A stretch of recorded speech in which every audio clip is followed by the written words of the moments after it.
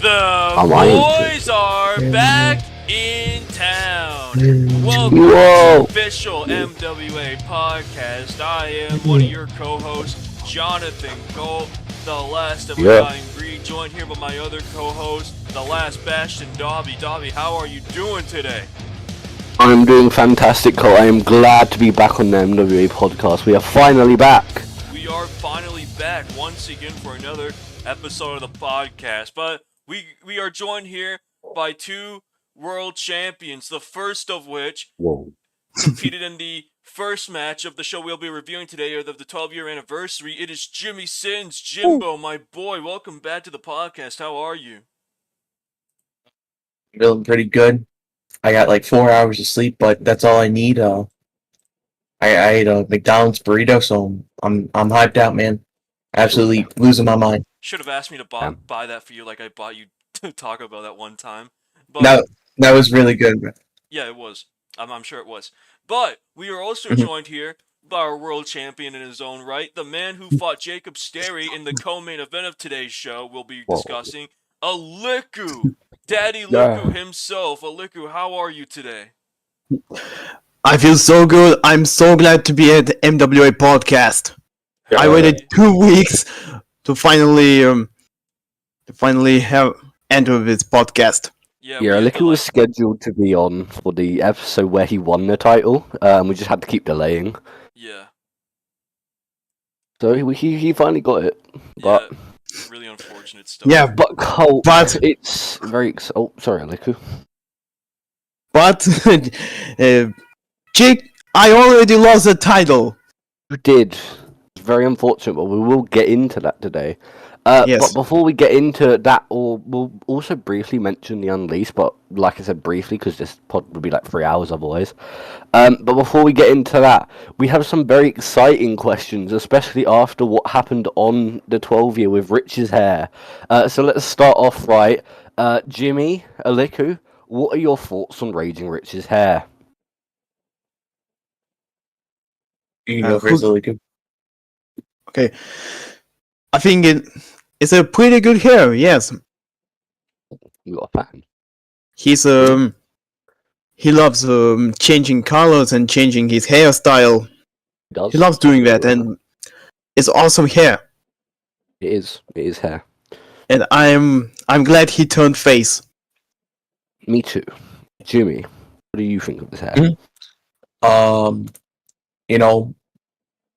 Rich asked me like, hey, I have this hair idea, what do you think of it? I saw it, and genuinely I was like, this is pretty good. It's very unique. No one else really has this hairstyle. Usually it's just like, tips or a specific strand of hair that is like dyed. So I thought, give it a try, really showcase that this is like it's basically bringing old with new, because bringing back the pink back when he was the hero, he's the hero again, but it's basically establishing him again as the hero, but in a new way, and I really like it. I think it symbolizes a lot about him now. Yeah, I like the fact he's going full pink with it.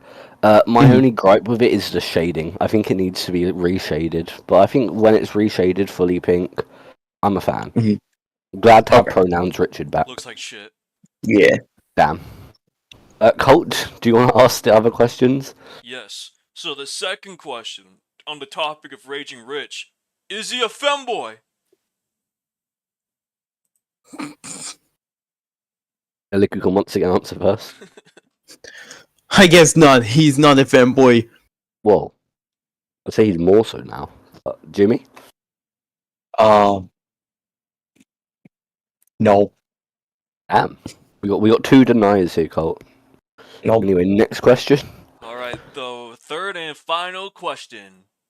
Is Breezy's mother hella busted? Busty. You know what? Jimmy can answer first. Breezy's mom is like the hottest bitch I've ever seen. So yes. Like goddamn, bro. I can't even look at the camera. Damn, bro, can't even look at the camera. Like, what do you think? Nope. I have never seen Breezy's mom, so I can tell about her. Just take our word for it, Alikku. Yeah. Okay. The Judas. The Judas, that's right. So that gets the questions out of the way, and like I said, before we get on to the 12 year, we are going to very briefly cover the 2 episodes of Unleashed we missed. We will not cover promos today because, once again, this pod will go so long with it. But we will start off with, I believe this is the second Unleashed after XC, Yes. if I'm not mistaken. Yes, it's the second. Okay, so this was after the break as well. So, first match is the quarterfinals of the national tournament. Kyle Cardova versus Slick. My thoughts, better than anticipated. This match was quite fun. I enjoyed it. Colt? Slick won. Slick did win, that is correct, yeah. Jimmy? I think it was a good match to establish Kyle as the underdog. He had some good hope spots, but I think Slick winning was the right move, and it was a fun match. I did come into this thinking Kyle was going to win, but he did not. But Alikku, what did you think of this match? I really hoped that Kyle Cardova would win this match, but unfortunately Slick won, and even though this match was quite fun. Yeah. Kyle is the future of NWA, I just agree. like Tim Smith. Tim Smith. We'll get into Tim a bit more next show and at the 12 year. But yes, this match, obviously, this was the one where the camera followed Kyle, and Faywin was also here. We forgot to mention Faywin came out to watch this closely. Helped Kyle backstage, and he was just being a nice guy. So then he walks off, and then Avery comes back and is like, "Hey, don't fall for Faywin's tricks." And Kyle goes off on Avery here. And it's a little bit of an angry Kyle. We don't see that too often. This promo was quite fun. I feel like Kyle was a bit out of his depth here because Avery's a great promo, but I still think I liked the dynamic they had. Is the best way to put it. So it was quite fun. Jimmy, what did you think? My thoughts were, I liked it a lot. I did feel that Kyle slightly interrupted Avery at points. It didn't really offset the promo much. You didn't really notice it, but I noticed it a little bit. I don't think it affected it that much, but I feel like at points Avery, I feel like you could clearly hear like Avery trying to like speak her points, and Kyle is just kind of interrupting her. And the only thing I didn't like from Kyle here was the comment of maybe your father was right, because it kind of implies Avery's father was right for blasting his brains out because she was trans, which I don't think makes Kyle or Faywin look good. Great. No, I definitely agree with that. I feel like it's strange. I feel like it was not the right tone for it. Because I feel like the path this like Avery story is going is she isn't in the right. Like she thinks she is, but the more she does, she isn't in the right. And I think Nuck said that. In the answers. But no, I think it was fine, and it's set up for something interesting, which we'll get into a little bit later. But Colt, what did you think? Good performance from Avery as always. Kyle spoke a little too much for my liking, but yeah, you still had a pretty decent performance overall. Yeah. Alikku, what did you think of this promo? I'm so happy that Kyle stood up for himself. It reminded me of my promo in that segment, Alikku Wrestling Superstar, and when I stood up for himself against Jacob Sterry. And I'm glad that Kyle did that too. There was some good long-term storytelling with that promo that you mentioned, Alikku, and we'll get into that in the main event of the show we're covering right now. But that brings us on to our next match of the night. This was Tsutomu Hironaka versus Tim Smith.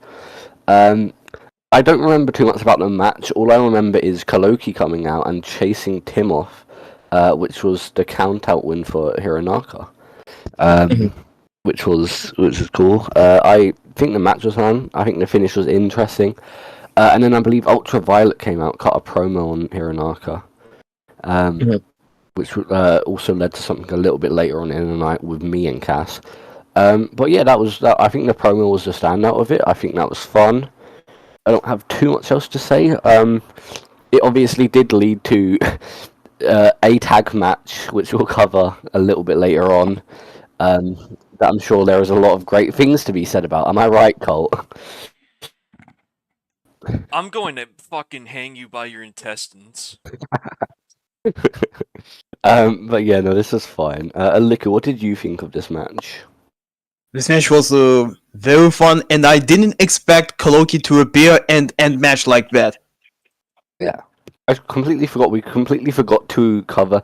The Koloki run now obviously happened after he not only called out Tim, but also murdered Tim's entire family, which was like insane. So Rip, Sparky, Ivar of the Viking Raiders, Tina Smith, and I can't remember the mum's name. But that was this is a very interesting angle. But yeah, Jimmy, what did you think?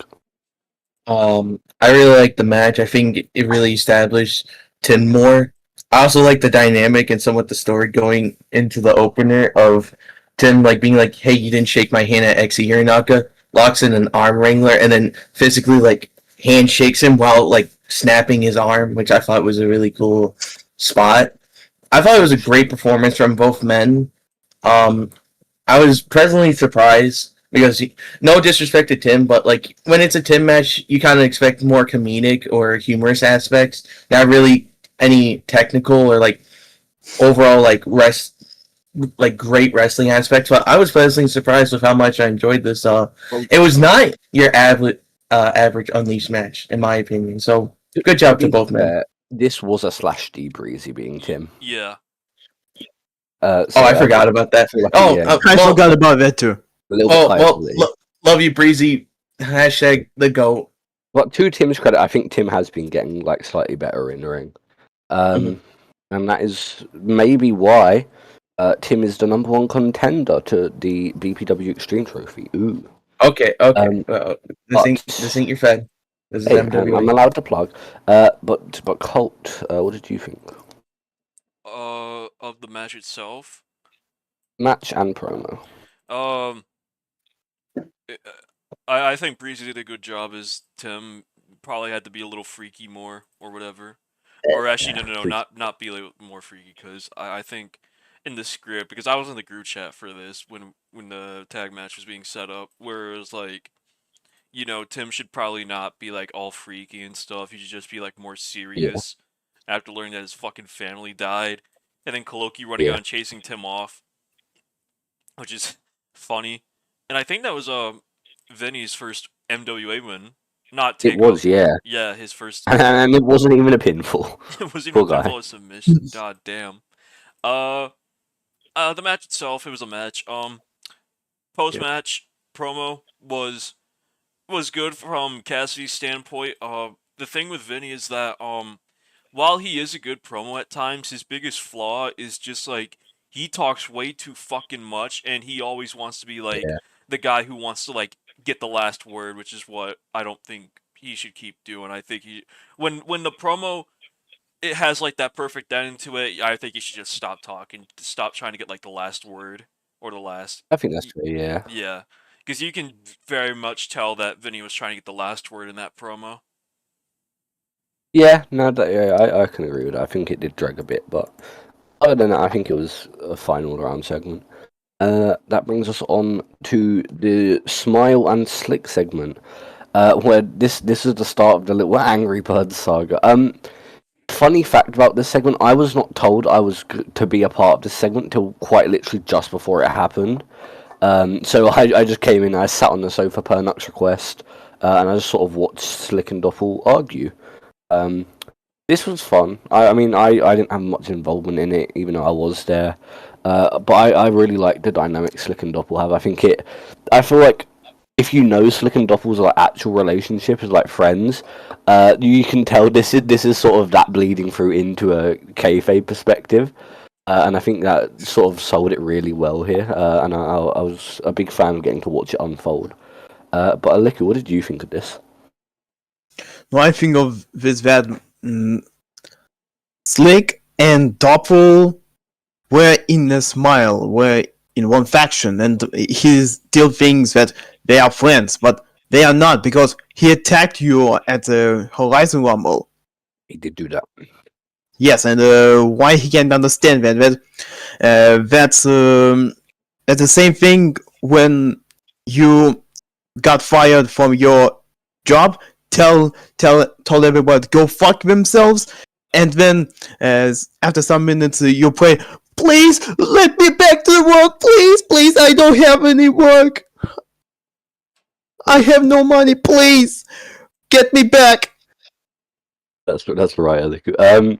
I think it's less that he thinks he's in Smile and more that he's like sort of trying to torment us. Like he just barges in. He obviously wanted Doppel's title, as we learned, and he just sort of wanted to tie things up, I guess, with Smile, considering we know what happens with Slick at the 12 year.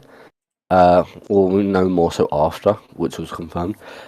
This was sort of a little swan song, and I think like tied a perfect bow on the Smile stuff for me. But Colt, what did you think?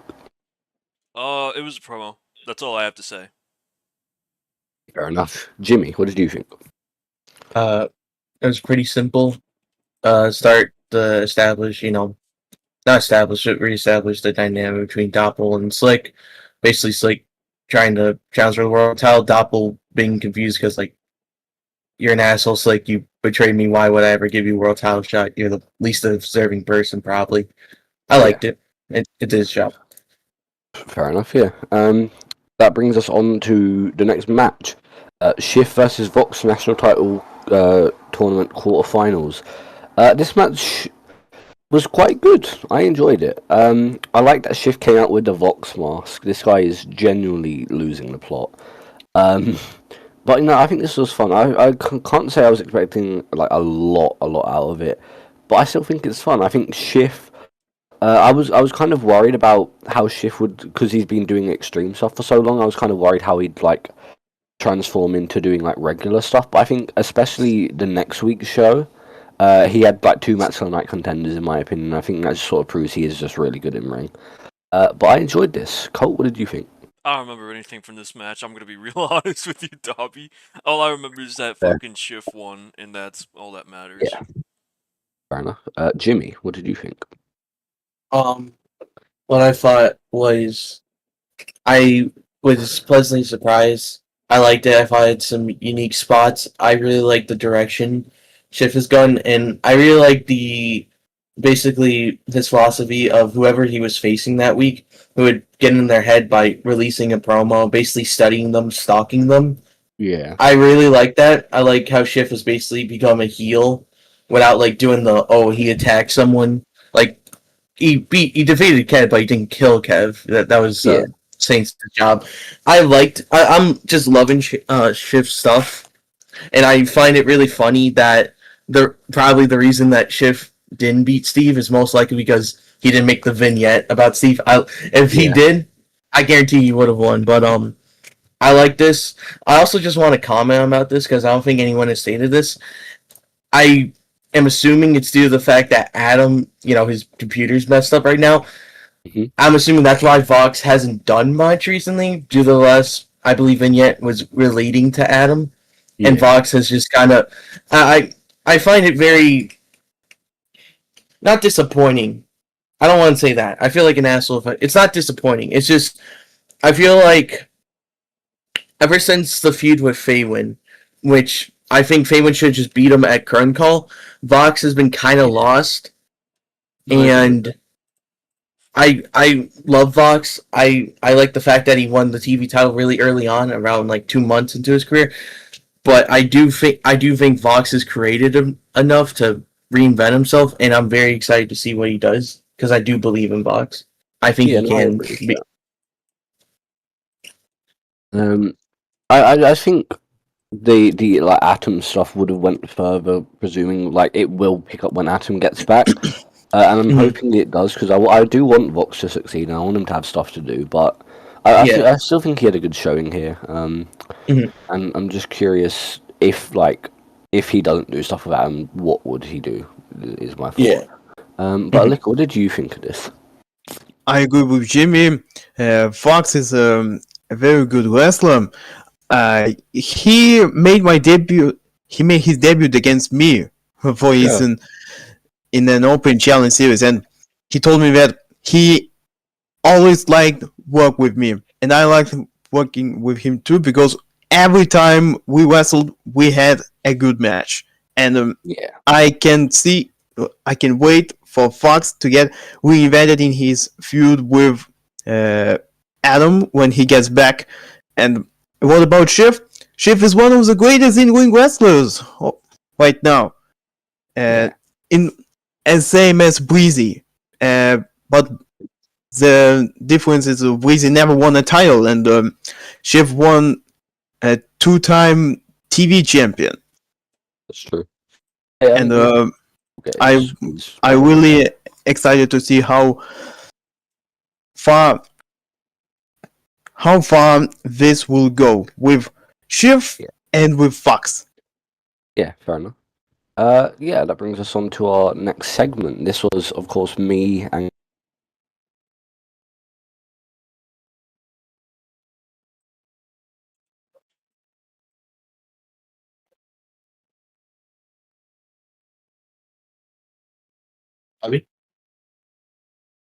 obviously Jacob Cade unfit to compete. So I tell Alikku, he's up. He's going to be main.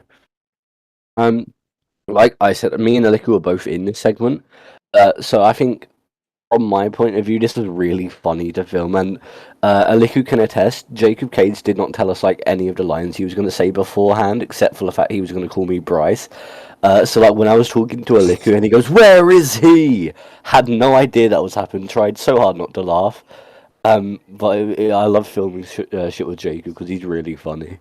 But Jimmy, what did you think of this? I enjoyed it. I like the dynamic between you and Cass. You basically be like you're not the student I trained up. Also, I like the fact that you threw in Suzuki in there. Very funny. I also like her kind of like she's trying to prove you wrong, get back at you, and basically in her mind, cashing in on Doppel isn't just for the title, but also revenge towards you because you know you and Doppel are incredibly close. Yeah, exactly. But the real standout, Jacob Cage. Oh my god, I loved it. And then you like basically Jacob Cage drunken be like, oh look you. I need you to do it for DDD Alikku. You gotta do it for me, Alikku. And then you hyping up Alikku like Alikku, you gotta do this for everyone. You gotta finish the not the sandwich, not the story. You gotta finish everything. And Alikku be like, okay. I loved it. I fucking loved it. I'm kind of shocked that caught on because that was just on the spot thing I thought of. Finish everything, and then it became like a crowd chant later in the night as well. But Colt, what did you think? This promo, the Dobby and Cassie promo, I don't remember nothing from it. I think it was good. Jacob Cage being unfit to compete. Jacob Cage was laying down on the bench. Fucking yellow eyes, drooling. Fucking yeah, he's fucked up. He's fucked up as hell. Yeah, I think that was funny. And then you saying, Alikku, you're gonna fight Jacob in the main event. You're gonna take Jacob's spot, and then that leads into the main event. I thought it was a good segment overall. The Jacob Cage stuff overall I thought was funny and good. I don't remember nothing from the Dobby and Cassidy promo, unfortunately. What the fuck? That feels like a big part of the build to our match. I feel like it was unfortunate, and I know Nuck knows that. But I think me and Cass made a great match out of what we had. I think Jacob Sterry might be joining us. He's fixed his computer. Yeah. So we might get Jacob in a little bit here. But before that, well, actually, Alikku, do you have any thoughts as someone who took part in this as well? Yes. Everything in the segment I came up on the fly, and I came up with that before Jacob Cage's match, he mixed gin and vodka. He drank all of this shit and got hammered. Yes, and I came up with that because gin and vodka is two of the strongest alcohol drinks. They are strong. And that was a very funny segment, and it was. And you told me that your finish, not the story, not the sandwich. You need to finish everything. It's like Jacob Sterry is Roman Reigns, and I am Cody Rhodes at WrestleMania 40. Exactly. That's exactly what it's like. Colt, if you want to respond to Jacob, I have no idea if that would mess it up. But I think that brings us on to the next match, which is Faywin versus Breezy. I don't remember anything of this match. I remember it being good, probably. Yeah. I don't have anything else to add. Alikku, what did you think of this match? What I think about repeat the name of the match. Faywin versus Breezy. Fable versus Breezy, the two of the best in ring wrestlers right now. That was a great match. Really, Breezy needs to win at least a television championship. He deserves it. He definitely deserves to winning the title. Hell yeah. He's one of the best workers. I agree. I think he's a great worker. Especially like a TV worker. I think he's one of the best TV workers we have, so the TV title would be perfect for him. Yes. But Colt, what did you think of this match? Faywin won. He did win, yeah. Jimmy, what did you think? I really like this match. I really like the finish of the match and Faywin being able to introduce his new finisher. So basically, Breezy was locked in a hanging armbar, and then Faywin was able to get to his feet, get him in a fireman's carry, and then hit the 404, which is just Samoan driver. I really liked it. Yeah. I liked this new look of Faywin, the new moveset, and him very much trying to change drastically due to the fact he does not want to be remembered or even be related to that old version of him. He does not want to be the lowest of the low. Yeah. I thought it was a great match that established both men, and honestly, just a good TV match. Also, remember Tom's being somewhat funny. Just basically coming up with random guys who John made random moves and shit. Yeah. Mm-hmm. Yeah, that was probably like the highlight. That's what I remember as well. That brings us on to the Colt promo. This was the backstage uncle, right? Oh yeah, this was Nuck interviewing me. Yeah, that's right. I don't. I remember it being like a quite good promo, but all I really remember was the return of the my name, Jonathan Cole. Yeah. Yeah. That's all that like I really remember of it. I think that was a good little. I remember you saying like Nuck said not to do it, but then it's like it didn't feel right, so you just did it. Yeah. But yeah, Wait, didn't feel right. It was really good. And now. Okay. No, this was fun. I enjoyed it. Like I said, I liked the end where that part returned. It had been a while since you hit it, so that was fun. Jimmy, what did you think? Yeah. Yeah. I What do you think? Yeah. Is everyone's thoughts just yeah? Yeah. Colt, do you have any thoughts other than yeah, as a guy who cut the promo? No, I thought I did good with this. I'm starting to warm up to babyface promos, so. Yeah. I was kind of apprehensive about babyface Colt at first, but I think you're doing really well with it, and I like cheering Colt. It makes me happy. Yeah. Yeah, and that brings us on to our main event, Alikku. This is where Alikku, of course, shocks the world and becomes your world champion. Of course, this has only last 2 weeks, but this is one of the biggest upsets ever. I think the match itself was. I think it. When I found out like earlier in the week that it was happening, I think what I anticipated was not as good as what we got, and I think they did really well with what was given. And of course, Alikku got the shock win. So congrats, Alikku. What a moment. I think this is great. Colt, what did you think? I did not see that coming, honestly. I think if you listen back to the commentary when Alikku won, you can hear me say, "What?" Like, I think like the first one was like a genuine shoot, what? And then like I remembered I was commentating, and then I had to like kayfabe it. And then you started crying because Jacob is your boy. Yeah. Shoot tears. But, Shoot. Those are shoot real tears, not fucking worked tears, baby. That man was devastated. Jimmy, what did you think of this? I thought it was a very, very stand-alone match. I liked it. Yeah. I generally thought Taco fucked up the count. I was like, okay, oh wow. I thought either that or Nuck was gonna be like, all right, everyone, that's it, happy ending. We're moving on with our lives. I was like, oh okay, but no, just we continue on. I generally thought for a moment that they were gonna do the angle of Alikku, your MXW World Champion, Jacob's MWC World Champion, then they unify the belts. Nuck said no. Nuck said no. I pitched but I was shocked by it. I think I understand the reasoning behind it, but maybe not. I don't know. I was shocked by it. I was happy for Alikku.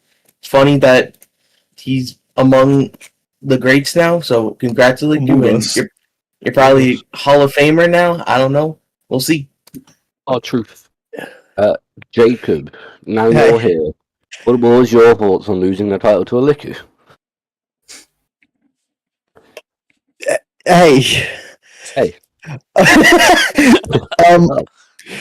I'm slightly. I had my PC blue screen, so I couldn't, record the start of the podcast for those listening at home. I managed to fix it, and I had a celebratory joint. So hey. I mean, I've known for a while I'm losing it to Alikku. I mean, I was fine with it. Like, I wouldn't say... Like, as we got closer to it, I was getting really upset at the fact I was losing the title. Mm-hmm. But apart from that, like, it's not worse than losing it to anyone else. Yeah. Losing the belt's losing the belt. Especially with what goes on to happen as well. I feel like there's no harm in what happened. I'm holding up a 3 for those in the call. Awesome. But yeah, Alikku, what did you think about finally reaching the top of the mountain? I was very nervous during the match. Jacob Sterry told me everything. He told me everything to do. He said, "Do everything I say," and I just did. And I tried to be fast and not to be slow, and it turned into some kind of mess. But at least we figured it out, and that was a pretty good match. And after my match with Koloki, and after my match with you and Insurgents, I definitely improved. You did.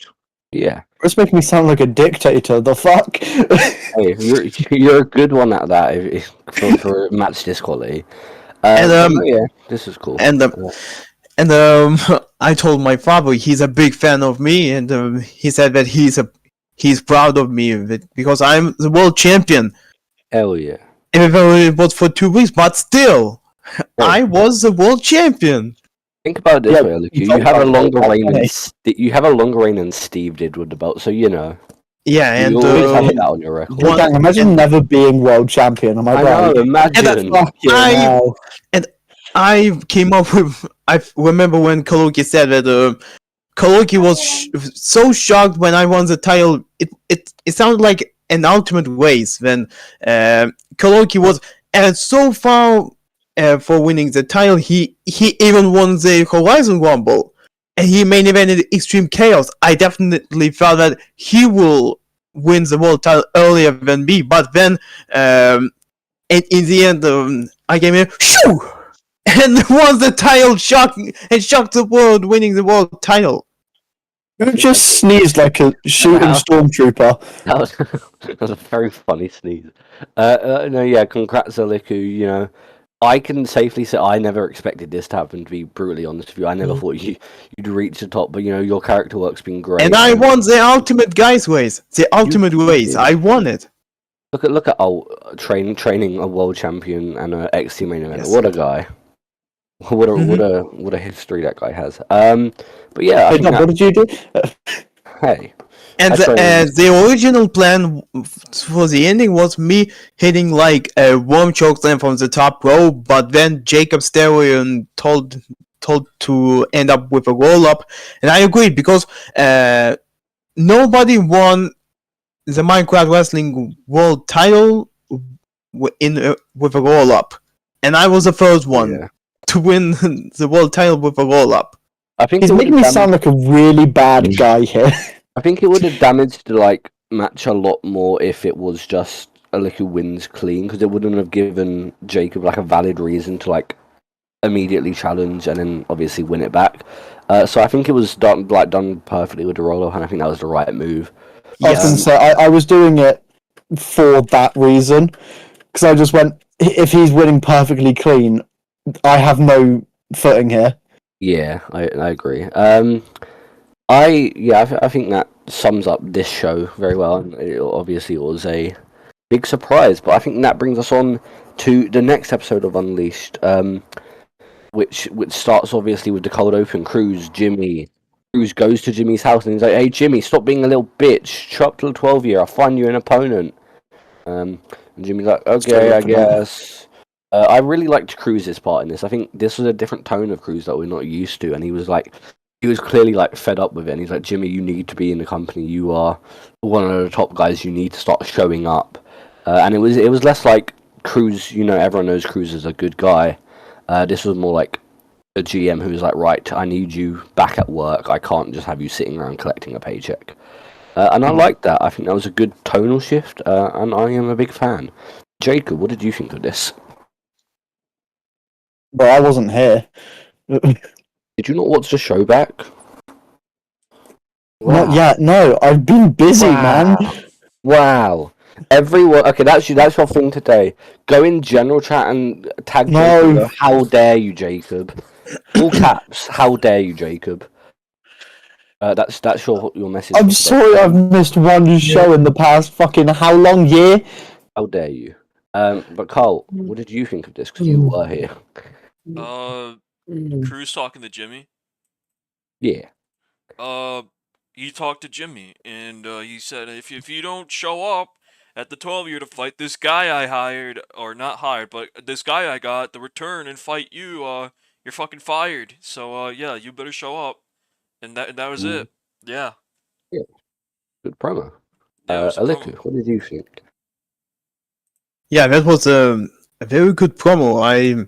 I watched it when I rewatched the show on YouTube, and really, I didn't expect to Jimmy Sins to really to quit, but so I knew that definitely he will return, and that's what will happen the next week. I mean this week, but as the next show, I mean. Yeah. And I think it was cool. I think it was cool. We should probably try and keep this brief because we have got the 12-year to cover. But yeah, good segment. Getting on to the opening of the show. The DDD party. Ain't no party like a DDD party. Alikku, obviously, you said you the DDD party repeats itself a lot. You thought of your lines on the spot here. I think that did damage it a bit, but I can't fault you for trying. Jacob had to pre-record this. I think it was good. A different tone of Jacob promo, which was sort of a theme of this show actually, because Cruz did the same thing. So I think this was fun. I enjoyed it. Set up the challenge about as good as you could do with someone not being able to attend. I just went silly, goofy, crazy mode. I liked Colt being really confused when you called him out on commentary. Yeah, what the fuck is that all about? What the hell? I don't think Alikku knows that Colt the commentator and Colt the wrestler are different people in canon. Yeah. Like Jonathan Colt, not just a huge Jacob fan who also does commentary. No, but also Jonathan Colt the wrestler's a good guy now. Why would he do that? No, that's what I'm saying. But no, this was cool. I enjoyed this. Colt, what did you think of this promo? It was a promo. I thought Alikku did fine. I think Jacob did fine as well. It was a promo that happened, and it was good. Yeah, and Wolf was also there. Hello, Wolf. I love you. He was. Jimmy. He's real, and he is I love you too. Wolf. Jimmy, what do you think of this, Jimmy? I thought it was good. It was Yeah. It was short. No, it was as good as you expected. I think it set up. Did a good job setting up the match for next week. Very short build, but wait, that's all the time you get. Pretty good. Exactly, yeah. Alikku, do you have any thoughts as a guy who's in it? I will never record a promo on the fly. I need to plan. I Bring will notes. everything. No. I will return to script promos because I'm so bad at having something on the fly, because my matches in 2020 and 2021 sucked so bad because they were on the fly. They were not scripted. They were on the fly. And Hey, at least you know now. yes, Well, and at least I tried. No, no. He's very high. You love me again. Yeah, good song. Yes. FIFA 14 vibes. FIFA 14 vibes. That's right, Alikku. What? I think that can bring us on to our first match of the night. Shift versus Misty, Part 3. This is their third match against each other in the national title tournament semi-finals. I think this is my favourite out of all three of their matches so far. This match was really good. This was a match of the night contender. I still think the main event of this night took it for me, but I really enjoyed this match. Cole, what did you think of this match? Shift and Misty. I thought at the start it was a bit sloppy, but they picked it up towards the end, and it was a good match. Yeah. But I think the thing about it though is I thought Misty was gonna go over here. I thought I did as well, yeah. I thought it was gonna be Steve and Misty in the finals, which I thought would have been cool. But Shift winning is good, I guess. It just put Shift 3-0 up against Mist now, so I thought they were finally going to give Mist a win, but no. Yeah. But fair enough. Alikku, what did you think of this match? I really thought that Misty will get over too, because Misty is definitely a future of the company. She made a big debut at the Rumble, and she lost at Extreme Chaos, but it was fair because it was her first Extreme Chaos match, and Avery is more experienced than Misty, but at least she's a good wrestler, and her theme, "You make me vicious." Right. That theme makes me vicious, man. That theme makes me vicious. No, Yes, I think you're right. I think Mist is definitely a big part, and I think it's only inevitable till she wins. I feel like she'll be a spotlight champion, and then she'll make her way onto the MWC. I could just see that. But Jimmy, I'd see her winning national. well, yeah, I meant when she does win the world. Oh, I that feel makes she'll go sense, spotlight big man. through the MWC. But Jimmy, what did you think of this match? I liked it a lot. I think Shift winning was cool. I think I think it was the right move. I feel like that you can build more with this, and just like I'm really excited to see if they maybe do a Misty and Shift feud where Misty finally overcomes Shift, and that's kind of like what gives her the confidence to go for the national title again, maybe, or maybe she challenges for the TV title. Excited where it go, and I really like the finish of the Psycho Driver onto the apron. Cool finish.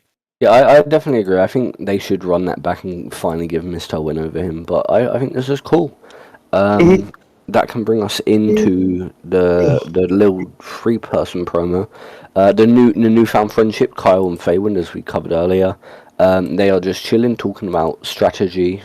Kyle stops Faywin smoking. And then Avery comes in and ruins it again, and they have a big argument. And obviously, Faywin and Avery have a long history. Kyle starting to get sick of Avery as well, it would seem. And they start getting angry at each other and they have a big blow up, and it's cool. I enjoyed this promo. It was fun. Like I said, I think Kyle needs to script what he says, because I feel like he yaps a lot and he always gets lost when he's doing this sort of thing. I feel like it will come with experience, that he'll get more used to it, but I think he's going a little bit too long now. But yeah, Jimmy, what did you think of this? I really liked how it felt like a genuine argument between all three of them, and I liked what it set up for. I agree with you. Cal should maybe script just so that way he's less yapping and less scrambling for his words and kind of he just kind of says it takes a moment to actually say the word. So I would say I would recommend he also scripts them. Yeah, I think that's right. But Colt, what did you think? Let's see. Where are we on the three-way promo? Okay. Yeah. I thought Avery and Faywin's portions were good. I thought Kyle was okay in this. Again, he talks way too much, and I feel like he tried to, like, I know he was like intervening like between them to like separate Faywin and Avery. I think that was good, but I don't know. I feel like the thing with Kyle is that he just speaks way too much in promos, and it just kind of like takes away a little bit.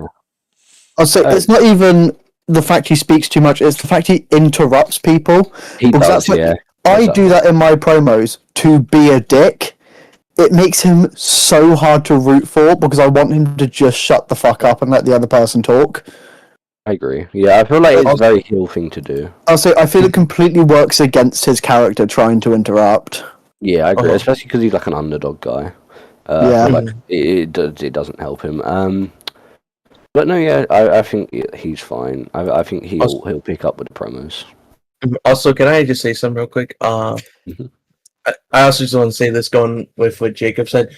I really hope Kyle kind of showcases more in his promos because I think he does it well in his matches. That the nickname Seraphim of Hope.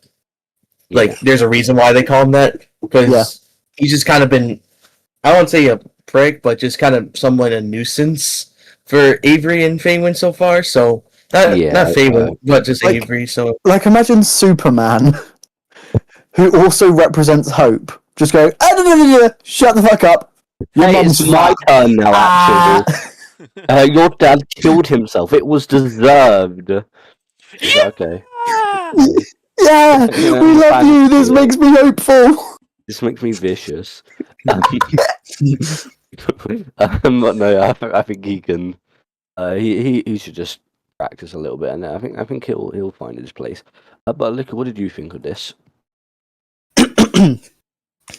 You all say that Kyle should script the promos, and I remember when I asked Cassidy during the show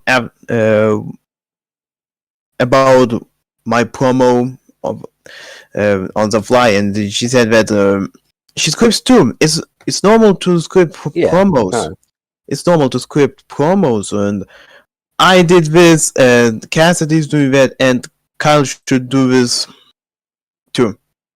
Yeah, I script promos because I'm not a bitch. I probably stopped doing like bullet points and stuff maybe around the time I won the Iron Man title, so I was using like at least bullet points for a while. So there is definitely no shame in like not like if I feel like there's a pathway. Like I used to script my entire promos so I could like figure out everything. Then I felt that was too limiting when I got better at promos, so I'd do like bullet points to get like exact lines I wanted in, and then eventually when I got more comfortable on the mic, I still don't think my promos are that great, but I am more comfortable like riffing and just thinking and cutting them on the fly. But it's something that not everyone can do, and I feel like if you do get to it, it does take practice. I was going to say, it is a confidence level thing. Like, if you're confident with your promos, because I fuck up in my promos all the time, but it's the umming and ahhing and just the silence that makes them feel off. It's nothing about what you're saying, it's just the confidence in which you say it, which is like a massive part of promos. Because like, I could cut the same promo that I've done that is a good me promo. Yeah. And I'm an R throughout it, and it becomes a dog shit promo. Yeah, I think so. I was just going to say, I feel like there's like, I feel like everyone's going to sometimes like stutter and not know what to say, but it's also a matter of if you are like well versed enough to like recover it. Because like, if you just stop talking, it's a live promo, you can't really just expect someone to like cut out. You sort of need to get used to like riffing and doing stuff on the fly. But I think that's the benefit of at least doing bullet points, and that will keep you on track better. But yeah, I think this was cool, and I think Kyle can take away from that. And that brings us on to Colt's favorite match ever. All right, we really don't gotta talk about this No, match. We could just no, move on. Let's go on to the. no, All I right, so Shiv insist. I cuts a insist. promo. No, Shiv, no. listen, No, I Shiv's insist cutting to a talk promo. about this match. No, we really don't need to. I think Knock would agree with me. This was a match that happened. This was the match of all time. I still haven't seen this match, but I do remember when I was at the show I was doing in real life, because I'm cool like that. At that I messaged people saying, like a few different people saying, "How's the show going?" At the same time, and all the responses I got back were just saying like how they want to kill themselves because of this match. So funny about it. Therefore He it's was ultraviolet. Oh my god. Yeah, he was like, I think when it got to like 9:30, he's like, "This match is officially 30 seconds overtime." It ended up going like 6 minutes over. It lacks like structure. I feel like Vinny got like no offense in. I think that's not how you're meant to build to a hot tag. I think he should at least get some like hope spots in to make the hot tag, exciting. I think it was very, very messy. I mean, I love everyone involved in this. Don't get me wrong. But this match was sorely disappointing. That shit not hit. That's putting it quite nicely. Not saying it's like the third worst tag match ever. They prepared the food, but they did not put that shit in the oven. They did not cook. But no, yeah, I don't want to rag on it too much. I don't think Colt wants me to rag on it too much, but Jimmy, what did you think of this match? I took a shit. I'm not even lying. I took a And shit. that was better than this match. Like, I wasn't like. I'll be honest. I was like, this will probably be a good tag match. I'll take a shit. Yeah. I came back. I was like, oh, this is 12 minutes. I thought this should have gone like 8 or 6. And then it kept. Then I was like, oh, this went like 14. I was like, oh, okay. I don't know shit about the match. I'm gonna be honest. All I know is It killed Frank. I don't know shit. Oh yeah, I know that. They apparently they killed the monkey. And We did. did you Okay. was it fun? Was the monkey getting beat up a fun No, spot? because the fucking segment cut off while we were killing the goddamn monkey. They cut the goddamn Oh, cameras man. on us. Dude, no, listen, this match fucking sucks because we were goofing around in that fucking call for hours. We just overwrote the fuck out of the goddamn script. We had nothing of substance in there. We were goofing off the entire goddamn time. None of us bothered to cut anything out. And you know what? I had to personally apologize on my behalf in Nux DMs and in Taco's DMs on my own. I had to personally apologize to the both of them for that match. This match, they should have just had me drop the belt to Steve because of this match. I'm being so dead ass right now. They should have just had me drop the goddamn belt to Steve because of this match. They should have said, Cole, that match was so fucking garbage. We're gonna have you drop your national title. That's what should have happened. They should have just punished me for that match. I'm sorry that I competed in this match. This is the worst fucking match I ever competed in. I'm sorry to everybody in the crowd. I'm sorry to fucking. I'm sorry. I'm sorry in general. I'm sorry. I'm sorry to everybody involved. This match sucks. This is the worst match ever. The goddamn fucking, what do you call it? Mayhem in Martinsville. I'll watch that 10 more times than this fucking match. This match was ass. I'm never scripting a tag match again. I think all tag matches should just be on the fly. BPW wins again, and that's all I gotta say about that. That's true. What's it called? Me, Cole, Avery, and Jimmy had like a great tag match the day before. Yeah. Only for this to be one of the worst, which is really funny. Yeah, Alikku, what did you think of this match? To be honest, I scrolled Instagram, I scrolled Reels, I watched some videos on YouTube during that match, and I chatted some random things like ultimate. Well, I that's tried to fair, recreate yeah. that. I tried to recreate that chanting in Big Show versus Sheamus. No, in Randy Orton versus Sheamus match, because the match was so boring that people at Madison Square Garden started chanting some random wrestlers. They even chanted Michael Cole in that match, I even though remember they that, yeah. hated that match. They hated him. This match is such a if fucking they- stain in my career. Holy shit! They should have just had me drop the belt, dude. I'm being so If they- depressed. If they, So fucking dying. if people chant someone they hate, you know that your match fucking sucked.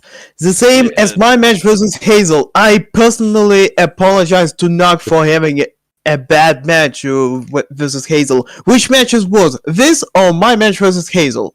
As someone who watched back that match the other day, the tag match was worse. I'm gonna be so honest. Yeah. And what matches was mine versus you and Insurgents or that tag match? See, I'm biased about that one because our match was fucking awful, Liku. Hey, Dobby, I don't know. That's a matter of opinion. What's up, Jimmy? Okay. Oops, sorry. what's worse, me and Boggs or this tag match? I still think the tag match. That match was bad, but this tag match. Seriously? This tag I match need to was watch this tag yeah. match. Okay. Can we Jacob- talk about people not being able to like script out the correct times anymore? It seems every match is somehow going 2-3 minutes over. Yeah. We'll see. I was What gonna are say- people doing?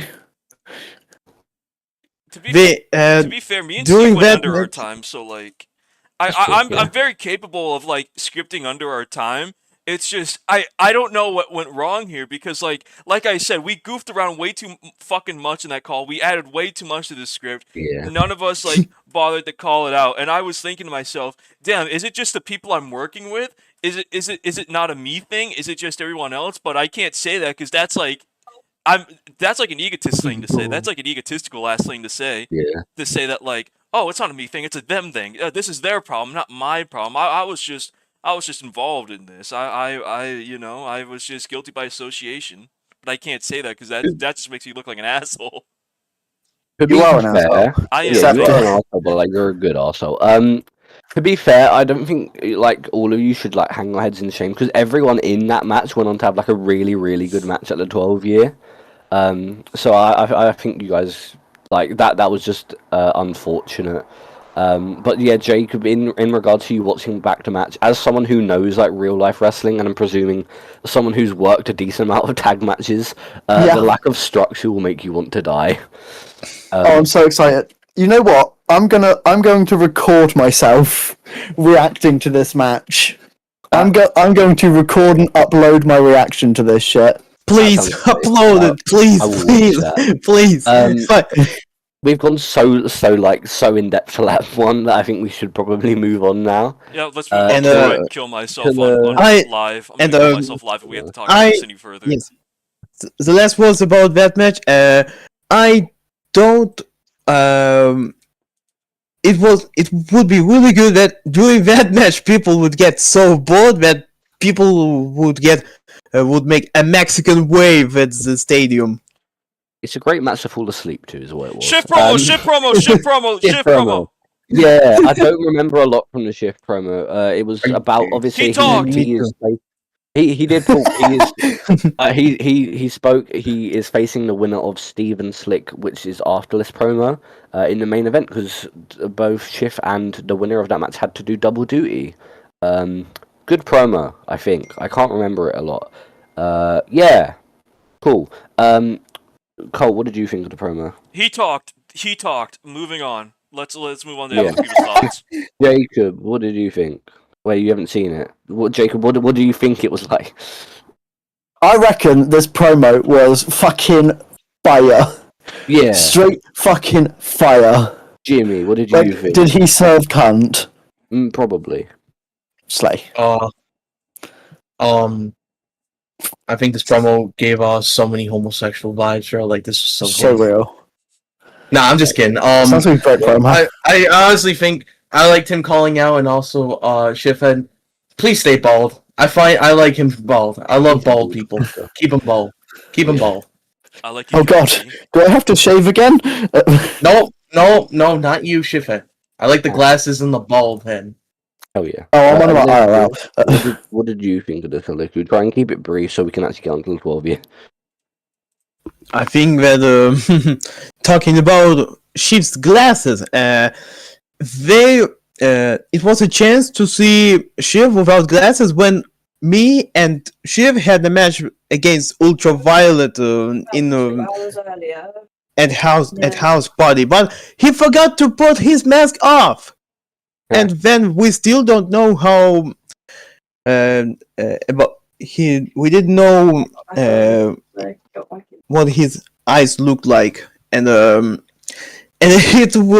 when someone will take off his glasses, it would be like someone took his mask off, just like I was thinking the exact same thing. Yeah. I hope you guys know we are now an hour into the podcast. Yeah. Yeah. What did you do for 30 minutes? Shit, I wasn't too late. We didn't cover the promos, so at least Hey, that's something.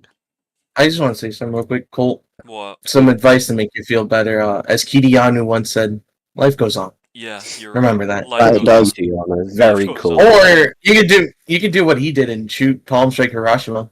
You could do that. I think Yeah, that'll make you feel better. I could do that. I could just, do some shoot strikes. Not any of that work pussy shit. Shoot headbutt. Shoot headbutt. Shoot headbutt. No. Okay, I'm begging you. Do a blank. Face someone. Just hit a random ass fucking move. Hit like I don't know Kawada's power bomb, and they're like, the fuck. Just do that, please. Do it. I dare you. That's what I had Steve do. I did Kryptonite Crunch. What we should do is move on to Steve versus Slick. This match went 6 minutes because Slick walked out on it. Oh my god, he walked out. Win. Holy shit! Wow, that was What the awesome. What a match! What a match! Let's move on. Match of the year. Smile encounters the retard parade. Yeah, no one gets to give thoughts anymore. We're just running through this. Yeah. Smile Just saying what encounters the retard parade. This was obviously Cool interaction leads to better stuff. I Tim don't versus remember Loki. Match of the night. Very fiery. We were going too Fiery far. We emoji. didn't get to cover the promo yet. Me and Doffel were like, "Fuck you, Slick and Cassidy. I will face you at 12 year, Cassidy, and Slick will face Doffel at 12 year." Yo, crazy. Yeah, they faced at 12 year Pelosi. anyway. Yeah, let's go. Yeah, Inferno match, Kaloki and Tim versus, Smith. This is fucking insane. match, Kaloki versus Tim Smith. And it somehow is back next week. Ow. At her. Avery Good match. what came out to Main check on event. Tim Smith. Oh my god. Yeah, main event. Holy shit. Steve versus Steve. Match of the night. Great match. Steve wins. Let's go, Steve. Steve Yes. versus Colt. Oh, hey, Colt's here to end the show. Yep. They had Wow. Yep, they had to stare off to end the show. Oh my god. That's Love that segment. unleashed. Awesome. Now we're on to the 12 year, which we can give actual thoughts on. Beautiful. Okay. I real ref quick, most Dobby. of this show. I yeah. wrestled on this An show. hour and 2 in. I just can I just say something real quick, guys, if it's fine with you? What? Cool. Right, quick. Hello, welcome to the MWA podcast. I know you dirty fuck skipped to this point because you want to hear your thoughts on your match. Whoa. Fuck you. Go back and watch the rest of this, asshole. I know what you did. I know what you're doing. Steve, fuck you. Go back and watch your other shit, asshole. Steve Okay, won't let's hear go. this. GFC. Steve won't hear this. His match is a little bit later on. But we do. Burn Steve City to the ground. We'll get to Steve's when we get to Steve's match. We can do that. Steve, your match will be at this timestamp. Yes. Colt, I'm going to need you to edit that in above my finger and motion track it. Motion track it to me doing this. I'm just like moving my finger around a bit. Make sure you motion track I will. the time for his match. As well. Yeah, Explosions. Explosions. Can you actually edit my door out? Yeah, But- I can Have do you that. just like? Can you put Can you put me on a volcano? I don't have a you- green screen. Put me on a volcano, please. Alright, PNC I'll of put you on Tomohiro Ishii behind him as well? Alright, I can do that. Yeah. Sick. And then I'm gonna move like this, so like you have to edit in more of his body, and like actually Okay. track it to me. We're somehow really off track again. That's Let's 'cause get I'm into here. our first match of the 12-year anniversary. Jimmy, it was your match against an opponent of Cruz's choosing. Before we get into that match, I want to hear who everyone thought it was going to be, because I don't think anyone anticipated who it was. I was thinking. I was starting to think Hazel for a little while. Because Hazel's been like very active, and I was like, maybe it's funny because Cruz has actually done that at the 10-year. Koloki had an open challenge, and Cruz came out and introduced Hazel, who was Koloki's opponent. Yes. So, like, hey, that could be a funny parallel if it's Hazel, but no, it didn't end up being Hazel. Jacob, who did you think it would be? I'm just re-scrolling up because I cannot remember who I thought it was. Because of who it was like such a big thing, I completely forgot who I guessed. So I'm just having a look because I was very confident it was going to be this person. I thought it was going to be Rich. Yeah, I thought it was going to be Rich. Rich is a fair thought. I think that's a good guess. It wasn't Rich. Colt, what did you think? Who did you think it would be, rather?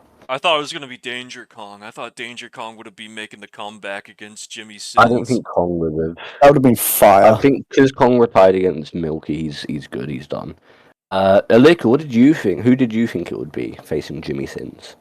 I thought it would be Ultimate because first he started appearing on the shows again, and second, he made Jimmy famous. He did.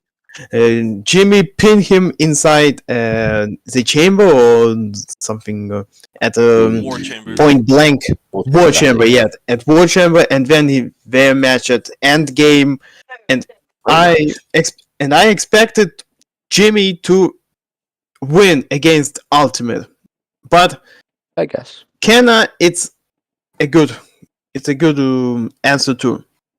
Yeah. That's a great point. Yeah, it's of course Kenna who answered it.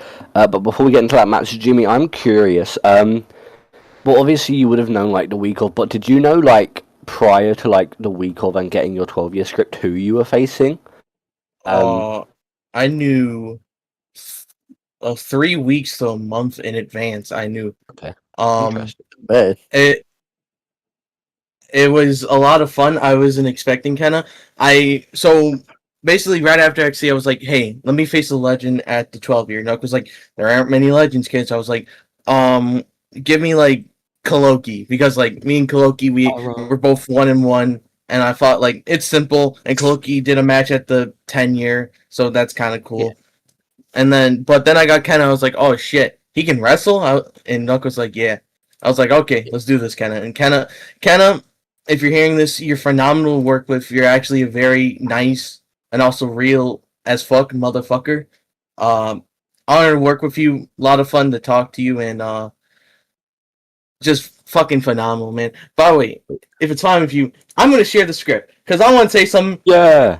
My dumbass, for some reason, I scripted 3 fucking pages, and I thought this was gonna be a 12-minute match. This was not a 12-minute match.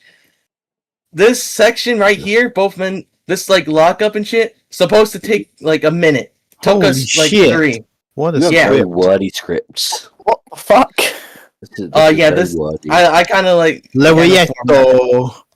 Lariato, stomping, leaping, Dragon Knight, overhand slap. There's supposed to be a near fall. I kick out, kick to the back, kick to the chest, snap tiger, hook kick, Marufuji spots right here. Bombay knee, fuck you, Breezy, and then we just went to the finish.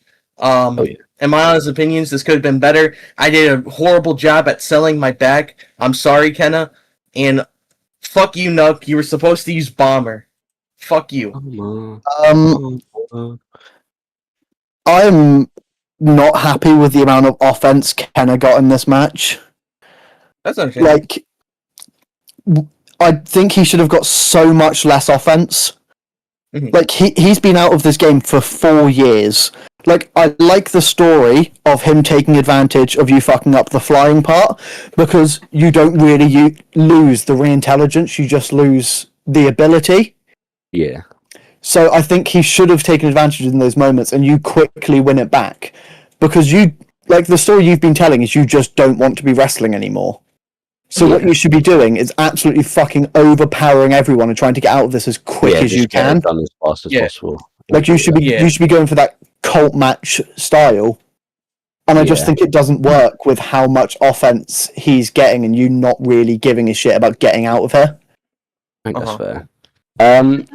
I think the match itself, without like those things, the match itself was actually really, really fucking I was good. gonna say Well put together. that story, but this match was like incredible. I think this match was. This was. like- I think I put this down as my match of the night. Yeah, I think I did as well.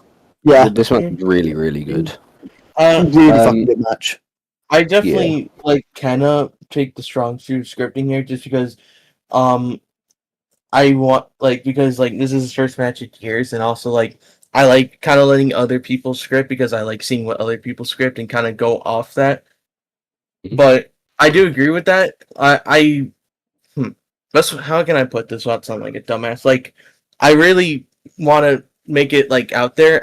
My terminology in this match was realistically, either Jimmy's gonna try hard as fuck to get this match over with, or why wouldn't he just be like, "Hey, kind of want to pin me," and he just lays down to get the fucking match over with. But I wasn't really focused on the story here as per se. I kind of did the terminology of I'll do the story work and then I'll do the match here.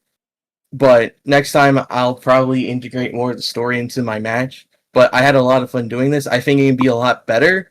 And Jacob is right. I do agree with the terminology of it would have made more sense if either I just was participating more in hey, I kind of don't care that you came back. I kind of just want to get out of here, eat my lariat. Yeah. But this was a lot of fun, and the amount of shit I have planned, I really hope you guys enjoy it. I just love hearing your criticisms. I like seeing Cass's opinion on it and how I should have had more build, which I think was fine. Yeah. Now I'm not scared of her anymore. I accept it I accept God. I'm not angry anymore. Well, sometimes I think this match was really good. I feel like just going off general match quality, and I feel like if Kenna does stick around it, I feel like the story will sort of the story of modern day matches will sort of blend into what he does now. But in terms of the fact this is Kenna's first match in 4 years, it basically seemed like to me he didn't miss a step. It's like he's been here the entire time, and he did so well. There was a loud noise outside. But yeah, he did amazingly. He exceeded any expectations I had of him having a return match, and that was incredible. The nearly man, Kenna. The nearly man, the man who, if I think sticks now, this will be the run where he finally gets a world title. Yeah, I think with that match quality, if he keeps that up, it's inevitable. But no, this was incredible. This match was so good. I enjoyed it very much. Does anyone have anything else to add before we get on to our next match? I didn't say anything about this match. That's why I asked if you have anything to say, buddy. I'll do. I'll certainly do better next time. Yes, and I didn't accept Kenna to come back, but his Dragonheart character is very amazing. It's such a shame that he never won the world title, and if he will participate in Horizon Rumble 2026, he is my favorite to win the Horizon Rumble. I was predicting the Horizon Rumble. Very early, but honestly, if he sticks around, I'm with it. Yeah, no, I think that's a great pick actually. No, I definitely agree with that. Kenna is someone who's been I've worked a lot with Kenna. Kenna was my first match ever. Obviously, I won the tag titles with him. Church! I feel like me and Kenna have had okay matches together. So if he sticks around, now that I actually have a semblance of understanding of wrestling, and obviously Kenna is a great worker. I would love the chance to get to work with Kenna because I think we could create a really, really good match. Give me Kenna, smile. Yeah. Anything else for anyone to add before we get on to our next match? No, not really. I'm excited to see what this leads to in terms of Jimmy's story and Kenna's, especially Jimmy's, because I like the angle of Cruz being "Come on, that made you wanna come back, right?" And Jimmy just being "Kill "No, yourself. Please fuck off, please leave me alone." He's I did what you wanted to leave me be, bro. Yeah.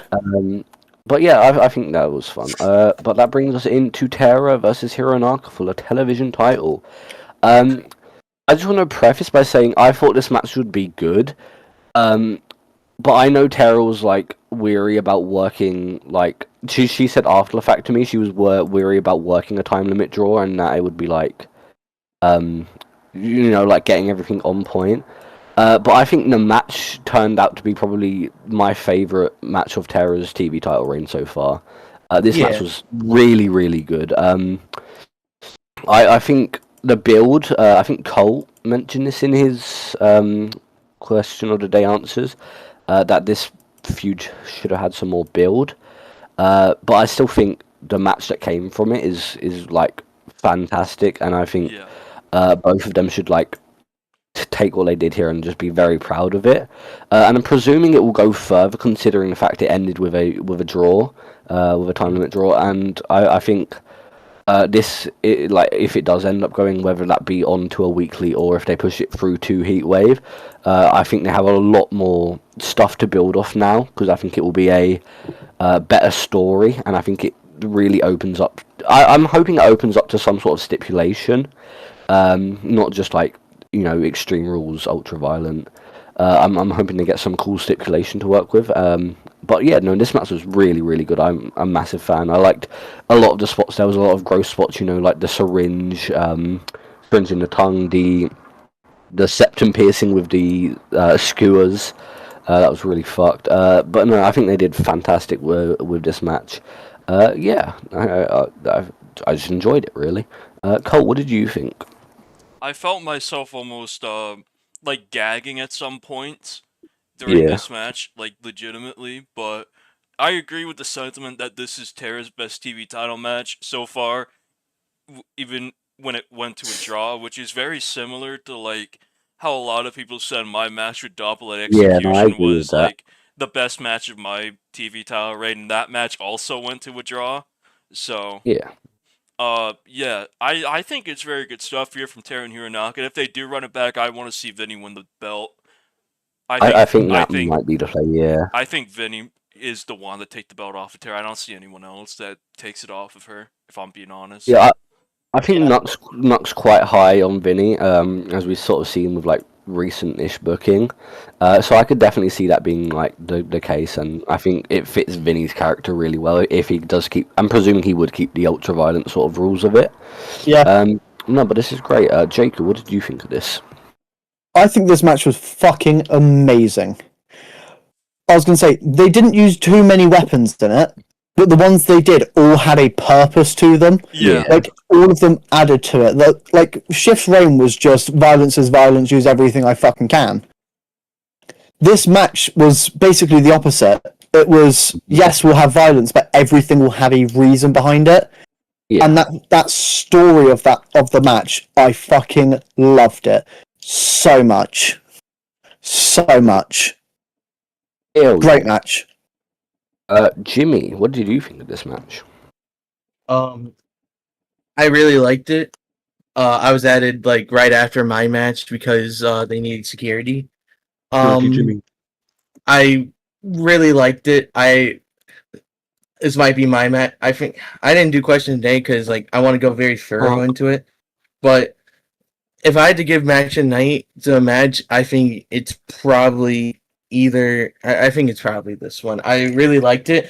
I also really like the idea that it, like, in most cases, Tara is the one who like does the crazy shit, and that usually takes them out. For example, I'm pretty sure she stabbed Kyle's eyes, and that's what took him out. That's what, yeah. She took out Breezy. Like, it's usually her initiating the crazy spot, like trying to like cutting off your fingernails or something. Yeah. But with here, I distinctly remember it was Vinny here. It was Vinny stabbing Tara with a syringe. I was like, oh my god. It's like, it basically shows that Vinny is like, even though Hironaka wants to deny it, he is somewhat like Tara. Not as crazy, but I think he is just as violent and hardcore as her. And I love that. He's able to keep up with her. They're able to... Yeah. They're not really able to outmatch each other until the end, in which Vinny... It seemed like Vinny... He was kidding. He hit the trifecta of clotheslines from hell, using what he learned from Colt. And seeing like, oh my god, he might win. And then him covering, and the ref was like, 1! Oh, time limit draw. Ding, ding, ding, ding, ding. And then, No. No, yeah, this match was really, really good. I was going to say something, but I completely forgot. What was I going to say? I'll throw it to Alikku, and if I can think, Alikku, what did you think of this? Yes, I think that it was a really good match. Tara deserved her flowers, and Hironaka deserves his flowers too. And I didn't expect it to be a draw. I expect Hironaka to win this, but it tends to be a draw. And after Hironaka hit his finisher, we have started like 1. Oh, the time is up. It's a draw. Ding, ding, ding. Yeah. I remember what I was going to say actually. It was in regards to what Colt said earlier about if they have a rematch, and the fact that this is a parallel to you versus Doppel Colt. I am hoping. I feel like the Unleashed match you and Doppel went on to have was like a lot less satisfying than the first one.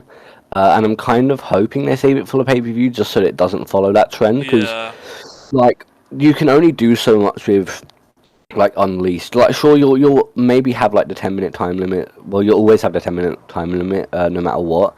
But I feel like it's more socially acceptable to do like crazy shit at a pay-per-view, and I think it like I said, I hope it does get some sort of gimmick, and then I think that is more beneficial for a pay-per-view than like, oh, here's a death match of some type in the main event of Unleashed, and it's like, okay, I just sort of want to see them get that spotlight once again, because this match was really good, and I think if they run it back, it should be a pay-per-view. Yeah, I think. Sorry, go. No. What I was gonna say was, I think if they run it back, then like, yeah, they're gonna probably have like 5 additional minutes, because when me and Doppel, like, Doppel being played by Jacob Sterry, who's in this call right now, when we fucking did the match, we were only given 9 minutes. We didn't because we were given 15. Like the match itself was a 15-minute time limit, but we were only given 9 minutes, so we kind of had to hit it within that time frame. We didn't like go over into the 15 minutes, which, you know, it is what it is. But I think if you're gonna do this match again, I think add 5 more minutes and have them like go over the 10-minute mark. Yeah, I think that would be, like I said, I think that would benefit way more on a pay-per-view, and is like more high stakes, and it sort of makes the TV title feel a bit more important, I feel. But yeah, no, I think this match definitely has grounds for a rematch, and I think it was a fantastic match. And you know, hoping it does continue, it sort of makes up for what we were saying in the fact that this match probably should have had more feud build, and I guess it gives it that chance. But yeah, this match was really, really good. A huge fan of it. Don't have much else to add. Does anyone have anything to add before we move on? Nope. That brings us on to Skyhawk Gellion. Jimmy, you can attest, so Avery doesn't. Skyhawk Gellion, not Jellion. Gellion. Okay, Skyhawk Gellion, that being Avery and Tim, versus Kyle and Feywind, who were dressed like racing machinery. That was cool. I like Marks. that. Yeah, they were marks. This was one of the weakest points of the night for me, to be brutally honest. I'm not saying it was. It was real. Yeah, it was real. It was shoot. This was real. I'm not saying it was like an awful match, but I feel like it just didn't hit the mark for me. I feel like every like you know, obviously you're gonna have like interruptions in the tag match, like people are gonna get in the ring when they're not legal, but I still feel like the people who got in sort of didn't know what to do, and it was like really poorly timed. So I think it made it look a lot more awkward. I think obviously I know why Tim wasn't involved more, because like canonically Tim got burnt to a crisp last week. But I think there was like a lot more to be done with the story of Tim is far from 100%. And I think it could have sort of benefited from Kyle and Feywind not being like heels, but just being like smart and statistical, and like, oh, this is a pissed off Avery and a burnt to a crisp Tim Smith. Which one should we target? Just And a from burns victim, fucking hell. just from a like smart wrestling perspective, I think they should have done more with that. But like the main thing of this match that I enjoyed was the ending. The fact that I don't know if it was like intentional, but like when Avery was like handcuffing Faye into the ropes and like murdering Kyle, Tim was just dead on the apron, so he didn't see any of it. Which sort of like plays into like when Tim wakes up after the match, he's like, "Oh hey, we won. Nothing of note happened. That's my good friend Avery who won cleanly, I'm sure." So unless Tim watches back the product in kayfabe, he'll have no idea that Avery just went like sadistic and depraved. And you know it's a good way to play around with the I'm saying Avery's a heel because come on, the sort of face and heel dynamic of the team, and I think that's a really good way to play it. Other than that, the match itself was fine. I don't have too much else to say, but yeah, I'm very curious to see where this goes. Of course, after the match as well, the lights go out. They come back on, and it's Raging Rich, the lost hero, and the birthday boy, as his nickname said. Hits Avery with a Raging Gauge. He flees. Rich is back. Yeah, he's gunning for Avery. That match. Guys, what did you think of Raging Rich's hair? Yeah, we did that already. We did it already. Yeah, we did this already, buddy. You missed it. The match itself, great. Not great. It was okay. But I'm very excited to see Rich and Avery. I think I said it months ago. This was where this was leading to with their tensions, and I'm glad to finally see it happening.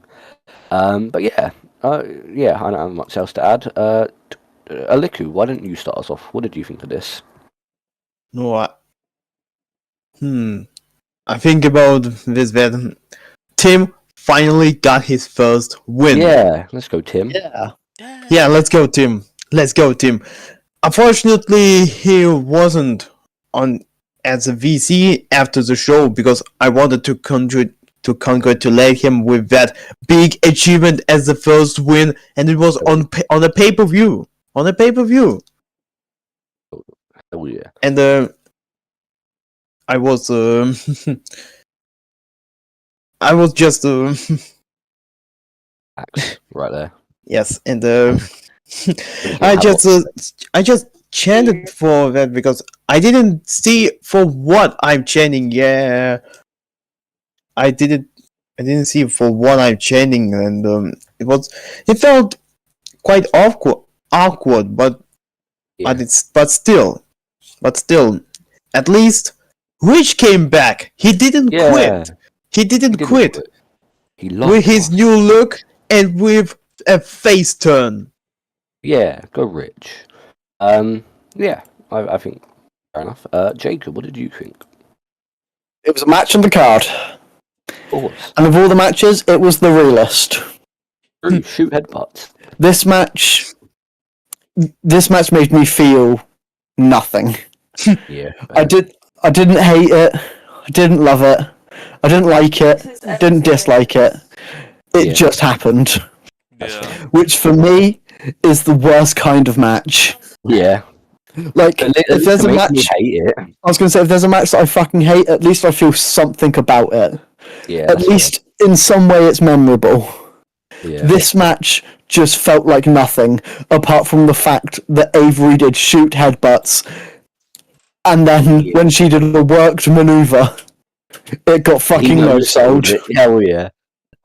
Great way to show professional wrestling at its finest. Yeah, I feel like down the line, this match is like a Extreme Quizeos where you're going over a card, and this is the one that trips you up, and you get like eliminated because you forgot it happened. But yeah, I don't have much else to say. Colt, what did you think? At least it was better than the other tag match. That it has that going for it. Yeah, and at least it was better match than me versus Space, and some random episode of Ascension. Okay, but guys, -5. hear me out. Why don't we have tag titles anymore? I know. Guys, we promise we can do tag wrestling. Listen, me and Brock will I have know tag the bangers problem. I in know the the game. problem. I know the problem. You Tag cunts have big matches- egos and want to get your moves in? No. Not just that. I don't think tag matches should be scripted. I think all tag matches need to be on the fly. Tag matches need to stop being scripted.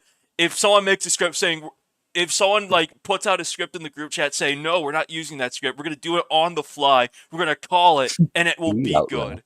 Because It's been this It's has the been best way proven. to call a tag. Yes, this has been proven multiple times, especially with the fucking tag match that happened before the one me, Vinny, Cass, and Tara wrestled in, where me, Dobby, not Jacob, Jimmy, and fucking Avery. Like, we had a really good tag match, and that was all on the fly. That was just Yeah. all on the fly. Like, that match was so fucking good. I love that tag match so much. But then again, there's also been tag matches that have been scripted that have been, like, really good, also including me and Dobby, and also EQ and Doppel, but Yeah. again, is that just the performers? Is it just the people I'm working with? Is that like the biggest contributing factor of it? Is it the people that you work with that depends on if a match is good or not? I don't know, but I think almost all tag matches should be on the fly. It should not be called at all. That's my Yeah. thoughts. I think that's a fair take. I feel like tag matches especially, because you have more people to fall back on. I feel way more comfortable not scripting a tag match than I do a singles one, because I feel like you have a lot more people in there to sort of like you can be on the apron. You don't have to be in the midst of the action, thinking of like what comes next. You can like sit on the apron and wait to get tagged in and be like, okay, I can do this with them, and you can also feed ideas to other people. And I think that is more beneficial. And I definitely think that's a fair take. But yeah, Jimmy, you haven't given thoughts, have you? Nope. What are your thoughts? My thoughts are I will say I somewhat liked it. I don't think it was perfect by any means, but like I understand kind of the dynamic they were going for of Avery having to carry her team because Tim got burnt, and then Kyle and Faywin working out their just like beginner stuff because this is their first time tag teaming. But if you want my honest opinions, what I felt during this match was I thought it was. I truly wish two things happened. One, I wish Tim won because I feel like That's fair, killing someone's family and then having the person that killed the family win is like the equivalent of Triple H being racist to Booker T and then defeating Booker T at Mania. That's how it felt to me. I was like, oh my god, that's like the worst ending to this. And then two, I wish it was just Avery and Faywin just killing each other, man. It could have been a full circle thing. Imagine a full year of this feud and maybe the main event because it's an unsanctioned match. That's how extreme they go. And they just kill each other for like 15 to 20 minutes. I yearned for that during this match. Instead of just Avery eventually. shoot headbutting Kyle like 20 times. Kyle To be shoot leads. yeah, and then Not that fake lead we do. Exactly. and then I like the finish. I like that Avery handcuffed Faywin to make him watch as she beat the shit out of Kyle with a burning fist and then a final duet. And I liked Rich returning. I really did. I just hope that people understand that, he's a face again. There's a reason why he's the lost hero and why the hair's back. I know. I just want to make it sure. But I'm very excited to see where Avery and Rich go because this is a match that if Rich wasn't a part of the triple threat at XC, I think he should have faced Avery at XC if Avery had Misty. No, yeah, I agree with that. I want to add something about this match. Tim's attire was fire, and it was kind of ironic that he got burned in an Inferno match last week, and then he came with a Fantastic Four attire. I would call him Timmy Storm. Yeah. Timmy Storm. Hey, Alikku, you say it was fire. Tim Storm's Are a you sure wrestler. it wasn't fantastic? I was about to say that. Fantastic. She's the woman's champ. Yeah. Yeah. Anyone got anything else to add before we move on? Mr. Timtastic. That's all I gotta say. Mr. Timtastic. No, he's Timmy Storm. He's Timmy Storm. Our apologies. He got burned. He got burned last week. He did. But that brings us on to me versus Cassidy. I'm Dobby. Hello. That you Waking are. up first, my hand is still hurt because that's how broken hands work usually. Um, I come to the ring with my schmoppy dop in my corner. Get in the ring. Hey, that's not Cassidy's theme. It's my theme. Not gonna die hits the speakers. Mind games from Cassidy immediately. Also, I don't know how. Well, I know Nux mentioned it on commentary, but I don't know how well it was brought across. The jacket Cass was wearing, just from the looks of it, I believe was the one I wore at Broken Dreams when I won the world title, just from the color scheme. Which was just like pure mind games, which fits Cass's character really well. Yeah. She did tell me about that like ahead of time, but I was still very hyped to see it happen and the reaction it got after I got fucking invalid sessioned. But I was in this match, so I don't have much I can comment on other than I really enjoyed working with Cass. I liked this match so much more than our Unleash one a few months back. We went a little bit over. We went like 3 minutes over. I'm sorry, Nuck. But I really like the story we played here with Cass targeting the non-injured arm, so I had no arms to use for my offense. And obviously that did lead into me relying on other people's moves that I've trained. But That's I'm me. That's you, and that's Doppel, and that was nearly Cass, but she stopped that one. But yeah, I can't comment too much. Jacob, what did you think of this match? This match really overperformed the story it was given. Yeah, This match told me more about these two's history than the 2 weeks of build that it had. The 2 weeks of build felt so generic, but it could have been so much better. Like, so easily had so much history they could have pulled from previous promos that we've done. Like, so people already know that there is that level of history there, and it just wasn't acknowledged until they wrestled, which felt really weird. yeah, But the match really, really overperformed the story it was given. yeah. True. Dobby. Colt, what did you think? I thought this was a really good match from both Dobby and Cassidy. I think you guys did well. I like the you guys hitting, finishers of people within that, trainee space. Dobby's Fantastic 3. Yeah. Yeah, I thought that was some good storytelling right there, and yeah, I thought it was good. I'm glad my wife won, and hopefully she cashes in the main event. Hopefully. Gee, I hope nothing bad happens. God, I hope so. Yeah, hope I nothing hope bad nothing happens. nefarious happens that costs that for her. Imagine getting bitched by Slickbait. Sorry. No. What are you talking about? What are you talking about? I don't. No, I yeah, don't think we're not on to the main. I'm sure Cass will cash in and become Yeah, champion and I hold it think for my wife. 700 I think days. my wife will win the spotlight title in the main event. What are you talking about? Yeah, Yeah, Austin Theory. yeah. Austin on the Theory. national Hey, title down, for some down. reason. Scream Yeah, it out loud. Jimmy, what did you think of the Sing match? it out loud. Um, Down. I'm gonna be so upfront with you guys. In the middle of the show, I literally had to go out to eat with my grandparents. They took me out, so I did not see this match or the national title match, which I was like, damn. Fuck. But just going over it, looks like a fun match. I really like, as Dobby said, the limb work. I like the use of other people's moves. And holy moly, a springboard fatal attraction 3 minutes in. Who do you think you are? This looks that's a cool spot. This looks like a really cool match. Also, can I ask how did it finish? Because I think Rich told me in DMs that you cast Doppelfer in the towel for you. Oh, Yeah, so it went after I hit the insurance claim, well, the head button in the insurance claim, Jacob and Doppel's move, sorry.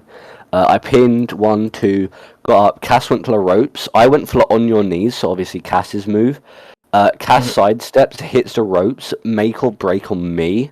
I roll back onto my feet, hit the ropes, throw my own make or break.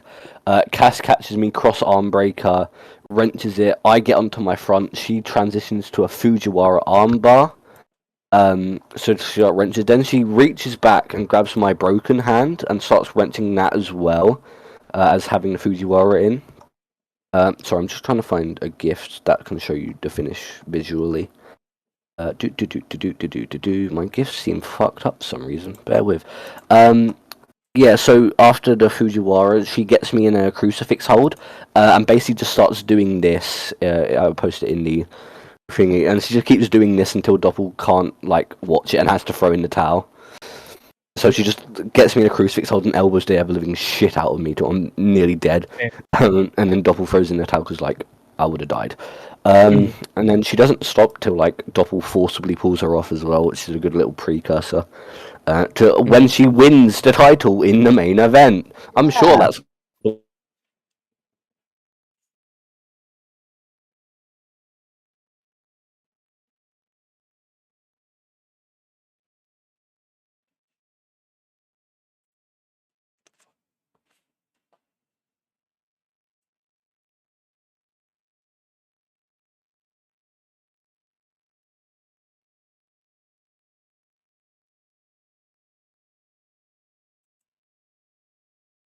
After the Springboard Fatal Attraction, I accidentally turned on my narrator, and Double had to tell me in call how to turn the narrator off, which is a very funny thing. But yeah, Alikku, what did you think of the match? I think it was a pretty good match, and that mind games at when she used your old theme, it reminds me of when Maddie before my match versus Kev told me to use Kev's theme from theme Home or something like this when a purple alien came to the earth, and you know that cartoon from DreamWorks or something, and but Nak told me no, we're not doing that. We don't need mind games. We're here to celebrate your win, so don't use that. And I didn't use that, but Cassidy used something like that, and that was unexpected. Yeah, Cass had that theme made, I believe, in October of 2024. So she's had it like on the back burner for when we faced off again to finally use, and I'm glad she finally got the chance to use it. And I'm glad it got a good crowd reception as well. Yeah. He was not going to die tonight. I did. She did not. She did not. Not even at the end of the show. No, she didn't die in the main event because she won the Spotlight title. She won the Spotlight title. She cashed in. Exactly. Okay. Exactly. Does anyone else And have nothing anything of to say that about happened. this match? Hey, that's what I'm saying. You're stealing my job, Jimmy. Does anyone have anything to say? No. No. I'm Dobby. Hello. That brings us on to our next match. Yes, you are, buddy. And that's his match. No, you're not. Fuck! That's Colt right there, and it was his match with Steve. I love this Steve. Hello, Steve. Hey, we have to do it. Hello, welcome to the podcast, Steve. We know you're here now. Hey, welcome to the podcast, Steve. If you skipped a little bit too far ahead, we'll keep yapping for a minute so you can catch up. Anyway, so hi, Steve. Yeah, it's your match with Colt, your national title match that you had. This match was really good. I am a massive fan of this. This was. How long did you guys go? You went like 7 minutes 50 or something? 7:40 something, but we were given 8 minutes, so we went under our time, fortunately. Yeah. This match was fantastic. The fact it only went 8 minutes on such a long card, well, just under 8 minutes on such a long card, was like not only like very welcomed, but the fact that it made both of you look strong in that 8 minutes as well was like incredible work. And I think Nuck said it to me the other day when I was talking about him, where we have like a lack of people who can do like a lot of spots within like a short amount of time, and I think this was like the perfect modern equivalent of getting a lot of shit in within a very short time frame. And I think this match was really, really good. Because it didn't go tremendously long, I don't have a load to say about it other than it was really, really good. A great big boys doing big boy things. Big meaty men. Yeah, I don't have a lot to say other than this was a really good match. Great first event for Colt. Didn't make Steve look tremendously weak either, so I'm a big fan of it. Yeah, really fucking good match. Yeah.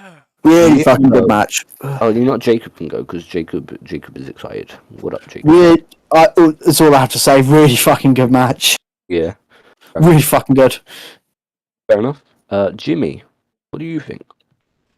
Kind of sad I didn't see it.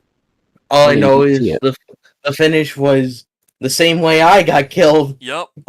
Colt 45 to the turnbuckle. Yeah, Fuck you, remember. Colt. Like, Colt, I don't think you understand. When I heard Steve lost, I was pissed off at you because of the fact that I fucking love Steve and I really don't want him to retire. But now I'm gonna have to, like, all I ask, Nuck, if you're listening, give that man, like, the TV title one more. Yeah. Give that man the TV title and let him do his speed matches, bro. Let him do his Steve loves speed his matches. weeklies. Give that man his little weekly matches. He'll love it. But before, and I made oh, sorry, Steve's I didn't attire. Yeah, don't Hell interrupt yeah. me again. Wow. Don't interrupt me. Know Fuck your you, buddy. place. Hey Jimmy, No, did, but title card over. he tell you the background around this attire? Yes, it's a attire he wore before. Yeah, at Rising Revolution 1 in the very arena Fucking we were hell. wrestling at. He told me this fact, and I was like, hell yeah. Yeah. He Good looked little really throwback. silly. He's a silly little guy. Oh, by the way, Dobby. Hello. I've been really concerned about you, man. What you've been sending me. Don't kill yourself, man. Really, don't kill yourself. I'm What have I really, been I'm very sending you, worried Jimmy? about you. Yeah, dude, you've been getting drunk at night. You've been telling me that you miss Slade. Why do you betray you? Like Hey, that? hey, It's hey, gonna be alright, buddy. whoa. It's gonna I be would alright. never It's gonna say be such a thing. He misses No. me more than Slick, let's be fucking Yeah. honest here. I would never say such a thing, Jimmy. How dare you accuse me of that? You also said you hate Santa. Yeah. Yeah, What the okay, fuck, that might be- Dobby? What's wrong with you? That one's Santa's canon, art. and that one's fair. Santa is my op. Santa's his biggest op. Yeah, Santa is canonically my op, going back to EPW. If you think me and Dobby have a blood feud, wait till you hear him talk you about don't know Santa. me and Santa. I'm not bro's biggest rival. Yeah, but before I throw it to Alikku, I have one little thing to comment on. Colt, when you hit the buckle Colt 45, I was really scared for a moment that like this was going to go long. I expected it to go like 12, and the fact that you hit it like 7 minutes 30 in, I was like, there's no way. Not only the first time it's kicked out of is off a buckle one as well. I feel like that's obscene. But thankfully it didn't, and it was just a nice little clean one for little face Colt. Listen, Dobby, the moment somebody kicks out of the Colt 45, that move is retired, and I'm probably going to retire myself, so, yeah. So real for that, King. So real. I be the one to do it? When someone kicks out of the Colt 45, that move will never be hit again. That move is never That's going actually to be... Yeah, that's never going to be hit again. awesome. Yeah. Hell yeah. It's only been hit a few times. Alikku, what did you think? Yeah, I expected Colt to win this match. Really, I expected it because he won against EQ, and he definitely needed to defend his title to retain the title against somebody. Yeah, and he needed this. Yeah, it was a very prestigious defense as well. It was Steve of all people, former world champion, even if it was a 5-minute Yes, rank. especially when he retires at the end of this year. Yeah, it was a good little hurrah for Steve. He needs to become a Grand Slam champion. He needs to win television championship. By the way, does he need to win Spotlight title to become a Grand Slam champion? Because technically, yeah, he would. Okay, Spotlight and television title is in 4 months. Not Spotlight. Yeah. He will not get Spotlight. I'm pretty confident in that one. No, this match was really good. This was like the length of a weekly with the quality of a pay-per-view match, which I was a big fan of. But yeah, no, I couldn't really have asked for much more, especially with the length. How good this was. I loved it. Yeah, I don't have anything else to add. Does anyone have anything to add? Colt, do you have anything to add from working with Steve? Steve is in my top 5 of all time. I love working with Steve. We always get the job done. He's one of the best workers of all time. He's so fucking easy to work with. I love Steve so much. Yeah. Like, there is not a better guy I probably would have worked this match with. I think Steve needs to get Steve deserves his flowers. I know I say that too much, but he honestly just deserves so much more. And it's gonna be so sad to see him retire at the end of the year. It's gonna be fucking heart-wrenching. Why, Steve? Give that boy his performance center, bitches. That's what I gotta say. True. That man really wants a girlfriend. But yeah, no, this was an amazing match. Anything to add before we move on to our co-main event? Steve Hall of Fame 2026. True. Facts. Yeah. He probably wouldn't show it, but like do it anyway. Yeah. Well, that brings us on to our MWC World Title match, including both Jacob and Alikku. Hi guys. Hi. This Let was me grab the a. belt. Let me sling Yeah. this thing over my shoulder. He's grabbing the belt. Of course, this was a rematch. And Alikku, you were not successful in getting a defense of the belt, unfortunately. Yes. Bringing your reign to an end at 14 days. But at least I had it. At least You I did. had. And like we At said, least I Longer than did. Colts. Longer than Steve. Colts. Longer than And Colts. longer than Steve's.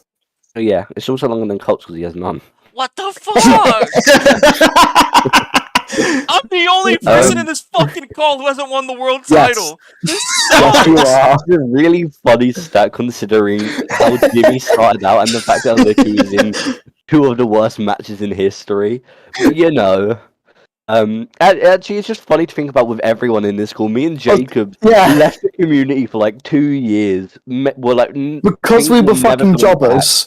Because we were jobbers and no one cared about us. Came back, both won the world title. Jimmy started out as basically an MWA lolcow. And I'm now a 3-time world champion. Yeah. Jimmy went on to be a world champion, and Alikku started out as a meme, had 2 of the worst matches ever, and then won the world title. Incredible. Yes. Jonathan Colt came in fucking hot immediately. Yeah, immediately hot off the bat. It's not What meme I had become? I miss that thing. What meme I had become? I started as a meme. You What were meme? just funny, Alikku. Everyone thought you were funny. Just a And funny dude. I remember What am that I doing match. wrong, man? Not only that tag match. I remember triple tag match where me, Cat maybe, and Adam Swayze were against Fuck LCDT. Cat Gaming. Yeah, obligatory. LCD against LCDT with Was that with me? Jake. Yes, Jacob was in that match, and and I guess that LCDT sucked so bad that me, Cat, and Adam Swayze won the match. No. Won that match. You lost to Adam Swayze? No, he was teaming with Adam Swayze. Yeah, so And I they teamed beat you. Adam Swayze. I lost to Adam Swayze? EPW legend Adam Swayze. Fuck off! He was actually a real wrestler. I went from losing to one of our jobber characters to losing 3-time world champion. To our comedy guy. To a 3-time world champion. But yeah, I feel like I think this match was weaker than the Unleashed one for me. I don't think it was as enthralling, I suppose. I think I don't know. I don't have much to say other than I think it was once the match was announced. I feel like it was pretty clear Jacob was going to win it back because I feel like the way Alikku won the title as well, it was a fluke with the roll up, and I think it just, like I said earlier in the pod, it just sort of benefited Jacob getting the clean win and sort of just like murdering Alikku. I think it makes him look like a great heel. Didn't fuck about this match. Exactly. No bets. You did headbutt the poster. That was quite funny. Must have hurt a little bit. But no, the match was fine. Jacob won the title back. Yay! Yeah. Congrats on having the title, Alikku. Yeah, I don't have much else to add. Colt, what did you think? I'm very glad that Jacob won the belt back. I'm so fucking happy. 3-time world champion, 2-time MWC world champion, 1-time Spotlight champion. 2-time world champ, that'll be 3. Yes, sir. Maybe he is better than Milky. Yeah, he is better than Milky, better than Kong, better than Everybody Idrix, knows better than he's Beat-Ups, better better than than Mem, Milky. better than fucking Maddie, fucking Ruck, better than every single past world champion in history. The GOAT! I've got a request. Jake! Fuck off. Jacob! My God! Woo! My God! Fuck this intro. Fuck this guy. Fuck Jacob Sterry. Anyway, I was going to say, when you do that intro now, you should mention Alikku and go, he's certainly better than Alikku. Yeah, I should. You're right. But But no, this was fine. Did you Yeah, have let's anything talk else to to add, yourself. Colt? Or can we move on? Well, Tiffany does not like this match apparently. Yeah, I did. Do you have anything to I'll add do it before we again. move on to Jambo's thoughts? Yeah, do it. It's not. Jimmy, what did you think? I didn't really think much of this Did you see it? match. It just kind of I Yeah. felt it was really predictable just from how they booked it that Jacob was gonna win.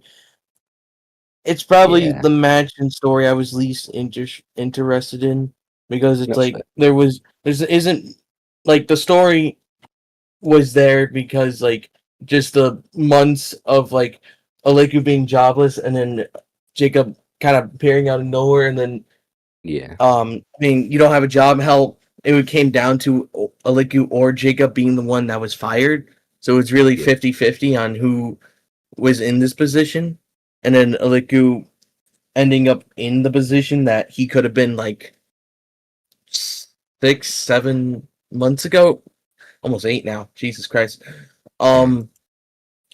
It it just felt like a match, and I'm truly curious on what's next for Jacob. Yeah. That's the question. Like, who faces him next? I'm Because- also excited to find out. I don't know. I really don't know what to expect now because Yeah. I feel like I know the reasoning behind why he lost the title, and Ah, my leg. I just feel like it's well, like winning. Jimmy, who felt do you generally want to see me face? Question, actually. Who do you want to see me face for the MWC World Heavyweight Championship? well, since Avery has Rich, fuck it, give Faywin a shot. I don't know. That would be a good match. That'll be fun. Jacob has That some would be a fun easy- match, and then it could be the main or whatever, and then Avery fucks over Faywin, and then they can have a match. That's honestly what I would book. I'm just curious to see where you go from here, because like Only up, baby. Wait. I'm assuming you're gonna hold it either for a while now, or you're gonna hold it for a decent amount of time. I'm just curious to see where you go from Yeah. here and how they book it. Yeah. Aleku, did you have any thoughts taking part in this one? Two things happened during that match. One happened before match, and one happened during match. My game fucking crashed after I wanted to change my skin. It happened to like everyone on this show. Valid session, me, baby. me included. No, not Imagine not getting invalid. invalid session. No, not invalid session. Game just crashed. Game just It's crashed. basically the same thing. It crashed. But Either way. yes, and during the match, I did thing which never supposed to happen. I backbody dropped Jacob Cage when he went against me. I didn't supposed to do that, but gladly Jacob Sterry quickly came up with something, and when we did the match continued how it's planned. Yeah. Good improvisation. Yeah, I don't have anything else to add. Jacob, do you have anything to mention before we get into our main event? It was a very different style match from what I normally do. Mhm. This was a very like dominant, no jokes, just straightforward murder type of match when I'm normally chicken shit, cheating all the time. So it was very fun to script something out of my comfort zone, Yeah, and I hope I get another story where I can try and do something like that. that's fair. Yeah, no, I think it was a unique side of Jacob that we don't really get to see because he is a massive egotist, and then I can say it was It basically boosted me him, going. It was basically my character going, "No, I am a fucking world champion wrestler." yeah, Like, and just showing the different level to this. yeah, I think that's fair. I think it's also interesting because it sort of shows the Dobby side of Jacob's training in the fact that Dobby, for the longest time, like before this run, he was never a chicken shit heel like Jacob is.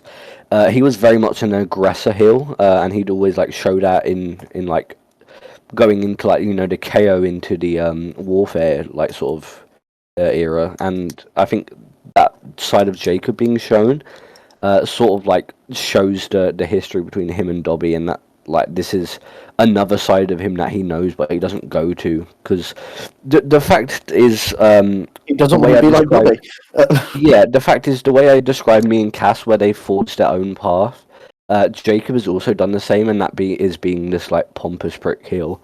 But he did sort of have to go back to his roots, and it did work. So it might, it might be a point of contention, and it might still make Jacob angry because he's like, "Fuck, maybe he does have a point after all." Because Dobby is like he has been saying to Cass and Jacob, "You're not doing things the correct way now."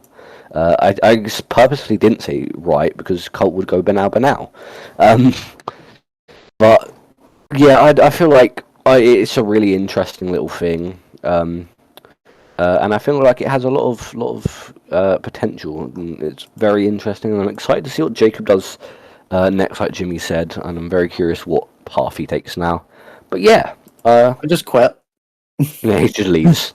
Just Bye, never guys. comes back. Drops the title and he's gone. No, But no, no, this is. no, You just no, take the title with you. Yep. Okay, fair enough. But yeah, no, this is cool. Anyone got anything to add before we get into our main? No, okay. That brings us on to our main event of the evening. Doppel defending the spotlight title against Slickbait. Slunky Slunk. This match was fun. I really enjoyed this match. This match was amazing. Slick has stepped up tremendously, especially in the last few months. He really wanted to beat those Wednesday allegations. Yeah. But no, Slick has done fantastically. Just going off of like my XC stuff with Slick, Slick was actually really hands-on in that. And obviously that was not to toot my own horn, but I think that match was really good, and that was not just me, that was Slick as well. And I'm presuming that goes the same for this one as well, with these two, and it was a great match, and I liked a lot of the stuff in it. I really like the use of the headbutt from Doppel, in the fact that Nuck mentioned it on commentary, that it was sort of, it started out as like Smile doing it to like support Slick, and now it's like a spite and malice thing. It's like, oh, you turn your back on us, we'll use it against you. But yeah, it was a good match, and then my only gripe with this match is not to do with the match itself, it's to do with Cass in the case. Cass failing to cash in once again makes her look so stupid. Yeah. Okay. I might go on a little rant here. I'll speak about it before you do, just to get my thoughts out. But I think that was really, I don't want to say it took away, because it was a good finish. But I am so sick of Cass just failing to cash in. I think it's been overplayed to fuck now. It's been overplayed, and Cass's booking generally, while she's had the case, has been quite bad. I feel before she won the case, it was so fucking exciting. She was doing really, really cool shit. She won the case and has just done nothing apart from be Tara's friend. Yeah, I agree. That was really unfortunate. But yeah, I think the match was great. And then it obviously leads on to what happens after the match, where Slick says tonight was the night that Peace died. Leaves the ring, walks up the ramp, throws up one last peace sign, and goes to the back to retire. I'll try and keep it as brief as I can, because I said a lot of it in my question of the day thoughts. But as much as like the community loves toying with Slick, I think Slick is one of the unsung heroes of MWA. For everyone who got to see the Prime Peacemaker and everything, they'd know how special that character was, and the fact that led to a world title. And I feel like Alikku can sort of attest, as someone whose character work got him to the world title. It's just something like not everyone can do, and not everyone like has the means to do, like having a character that's so enthralling to an audience that it leads to a world title, and now Slick's gone, it was his only title ever. And it's just, I obviously am biased because Slick is one of my best friends in the entire community. But Slick is, like I said, one of those unsung heroes of MWA, and I feel like, sure, he has had some weak points like the Jasper match at XC, but I feel like a lot of the good stuff he does just sort of went unsung. And I think Slick is going to be a very like missed part of the roster for me. I always loved Slick's sort of, especially when he was a face, he was an amazing comedy character. And that was something I always really enjoyed getting to see every week. And I feel like the hill run was something he didn't really get to do like for a lot of his career, and I think it was a really interesting time for Slick because it sort of gave him the chance to like play out some final stuff in his career, and obviously get his final 2 pay-per-view matches with me and Doppel. I think it just ties a really nice bow on not only Slick's career, but like the era of Smile as like a trio, or well, I guess 4, but you know, Lucas. Was Lucas really in Smile? We could retcon that, but as the like trio, that fact that me, Slick, and Doppel were like so front and center, for it to sort of lead into us being Slick's 2 final matches, I think is really poetic, and I am just so glad to have got to like work that final XC match with him and give him a really good match to leave the XC stage on, and I'm very proud of what we achieved. And yeah, I'm sad to see Slick go, but I'm happy for him to move on in his life, and congrats on a very very interesting career, Slick. But yeah, I tried to keep that gap as short as I could. I went a little bit on, but yeah, this is a great send off for Slick. But Jacob, what did you think of this match? I think this match is one of the biggest proofs that Slick is fucking amazing at this. Like, Slick doesn't watch wrestling. Slick doesn't enjoy wrestling. And he managed to pull off a match this fucking good. Yeah. Imagine if Slick still had passion for wrestling, how good he could be. Demon. I was going to say, Slick is one of the best fucking characters we've had in MWA, and the peak of the Peacemaker run, he fully fucking earned that world championship. Yeah. He may not have been the best wrestler on the roster, but my god, the reaction to him every fucking time, he earned that. And for this to be his final send-off in the main event of a pay-per-view against one of his best friends for a world championship, I think is fucking beautiful. Yeah. And this match was so fucking brutal, I loved it. The cash-in was fucking stupid. Yeah. It makes Cass look like a fucking idiot, and in my opinion, ruined the special moment of this match. That's fair, yeah. Like, with the knowledge this is Slick's last match, that final moment should be between Slick and Doppel. It shouldn't be capitalizing because Cass fucked up and Slick distracted Cass. It should be a beautiful moment between 2 people who used to be best friends. Yeah. And it wasn't. I think it ruined what could have been a beautiful finish to Slick's final match. Yeah. So adding that booking, I think, was fucking stupid. Anywho. I just want to briefly say I'm very glad Cass like immediately stood up when she realised what was happening and just left after the match and just pulled away. Good job, Cass. But yeah, is that all you had to say, Jacob? Yep. I'll throw it over to Colt for his thoughts because I know Jimmy wants to rant. But what did you think, Colt? The match was good. I'm very sad that Cass again failed another cash, and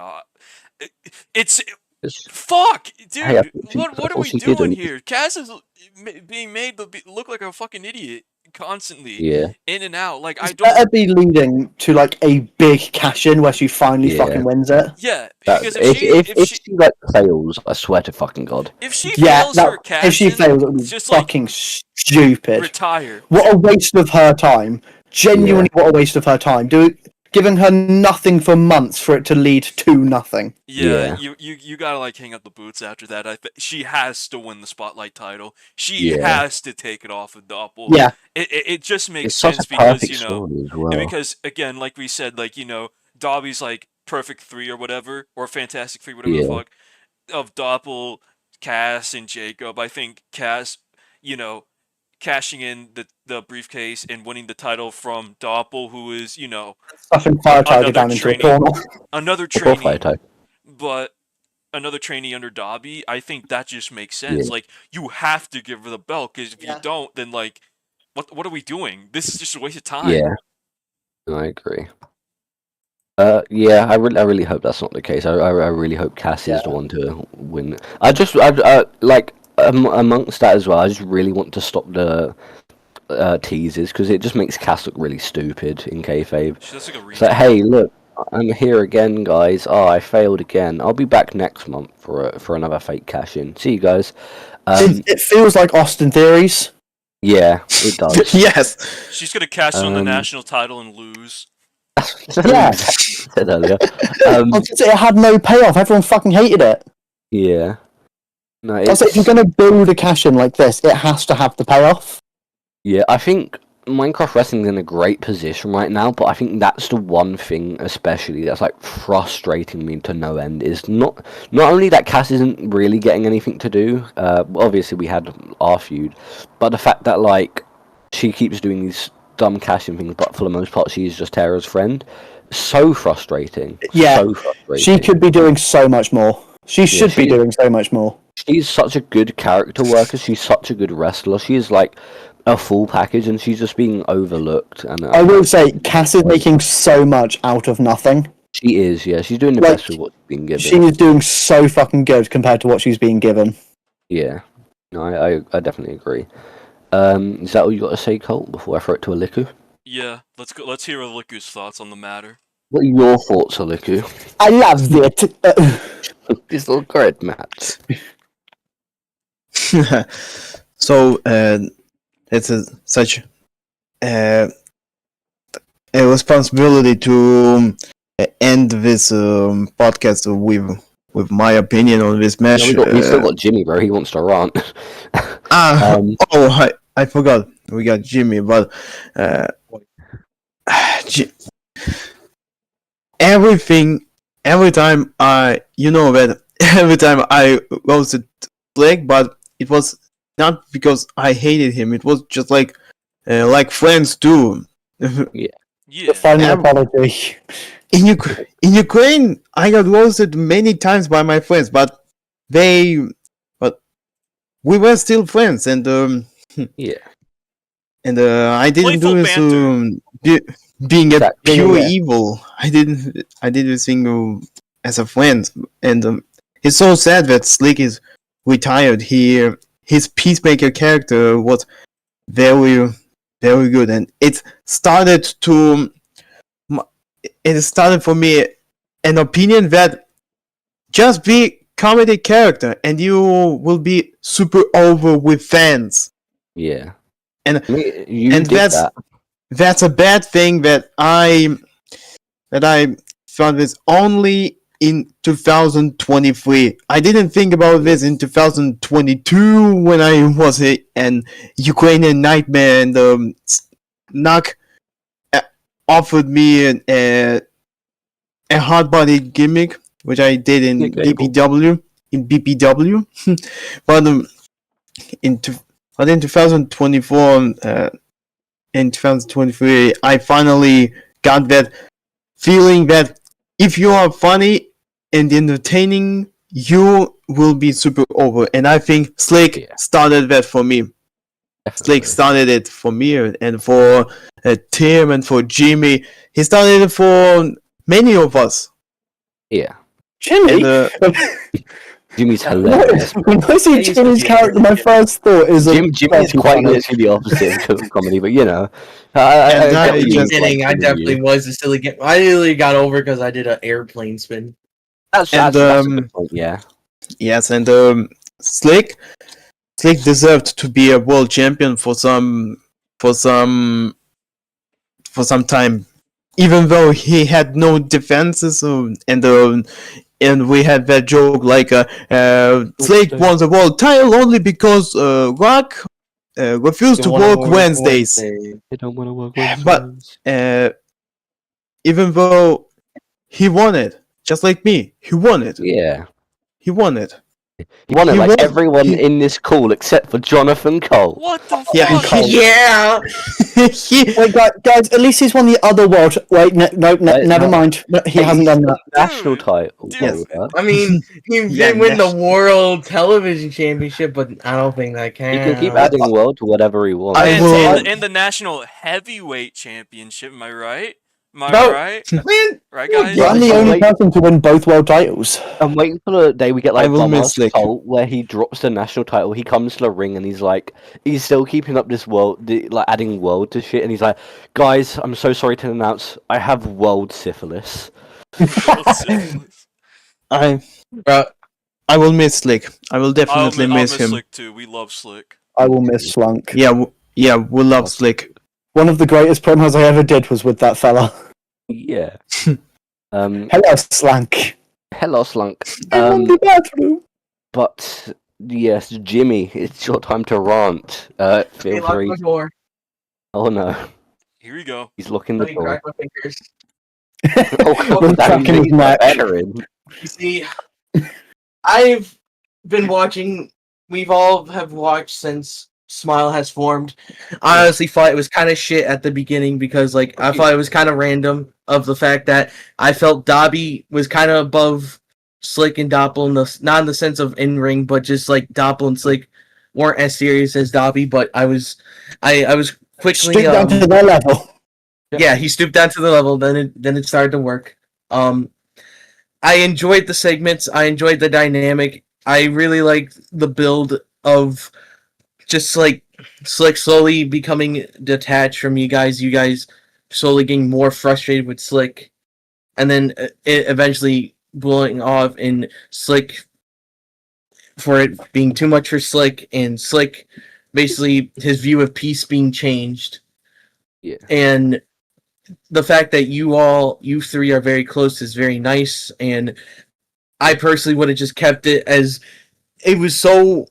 I thought at the beginning I thought it was going to be another kind of Doppel kind of like match of. I've noticed patterns that some spots are similar to others. I've noticed that with the XC match. I saw similarities, but like there's also differences which I liked, such as lawn dart into the barricade. I really like that.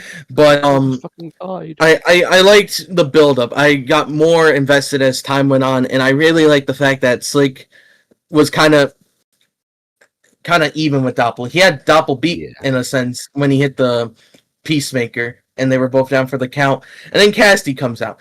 I called it. It was very easy to predict. You know, both men are down, and then Cassidy comes out. So what do you do in this situation if you're Cassidy? You see, what Jacob... I'm going to use Jacob here. Jacob, when you cashed in, you saw Avery Burns on the ramp. What did you do? I did. You bashed her fucking head in. I knocked her the fuck out. Yes. I removed the obstacle. Now, if you're Cassidy, both men are down. Slick is slowly getting to his feet, realizing you're coming out. You have a briefcase in your hands. What do you do? Do you either A, bash his fucking skull in, throw him out of the ring, and cash in? That causes a disqualification. You can just cash Boom, in. she's now got a one-on-one match. Yeah. Not Or a triple two, threat. do you be like, Slick! Oh, Slick! Let me have this, please, Slick! This is my moment, Slick, please! Buckshots. Gets headbutted or some shit. Knocked out. Just one strike. You're knocked out. You're just fucking flopping there like Peter Griffin. Break his neck. He didn't want to do book club with Lois. Okay. Fucking... You're just laying there. Slick is like, oh, I took her out. Turns out, oh my god! You get fucking lifted up. Go to fuck. That's it. It's like, oh wow. So instead of a clean ending in which Doppel truly had to overcome like Slick and maybe like an emotional moment of truly accepting that they're no longer friends and the relationship will never be the same again. Yeah. It's really fucking just Cassidy fucking over Slick and then Slick getting fucked and then Slick being like, well, I didn't win, so peace. Time to go. Peace is over. Yeah. Yep. And then it's just it's been 7 fucking months, and I want to ask you this. No disrespect to Cassidy, she even knows this. Name a memorable match other than the shift head in the Fatal 4-Way. Really, name a memorable match. Is there anything really that memorable? No, she just works a bunch of she just works a bunch of fucking weeklies, and then sometimes she wins them, sometimes she loses them, and then nothing fucking happens, and then they kind of just drag out. She kind of just dragged. That is true, like you. But the match wasn't really that memorable. I'm not gonna even lie. And then they kind of just drag out the UV storyline in the sense of that. I was so fucking happy that for once Cassie was just doing her own thing and it didn't have to be Tara in the corner or her interacting with Tara. Like the tag, like just fucking Cassie on her own accord beat the shit out of Dobby, and Tara had nothing to do with it. I want more of just them doing their shit. They have interacted so much. They've done so many fucking segments. Like, it's not that it's bad. It's just you've kind of done enough, and you don't need more of this. You can kind of just do your own thing. And at a point, Nuck and Taco, like, I just want to ask you this. Do you want Cassie as a world champion? If you didn't, you could have just had her fail it, like, a while ago. Or just have someone else win it. Like, you want her... now. I generally don't know how they feel about her being world champion. I can't fucking tell if they want her to win or not. It just feels like they're just kind of waiting for the moment. But she has a fire theme. She has a fire theme. She does have a fire theme. She does. Gymnastics with a little girl. I personally prefer her old theme, but her new theme is good. Chris Princess. Yes, I liked it. This story needs its payoff now. Yeah. Like, remember how people reacted when Austin Theory's cash-in failed? After all of this, he failed. United States. For the United States title. Like, this whole build, it needs to end with her winning it. Or else it's an completely unsatisfying ending. And not in terms of unsatisfying because we wanted her to win. Unsatisfying because it's not been paid off. Yeah, she's done nothing.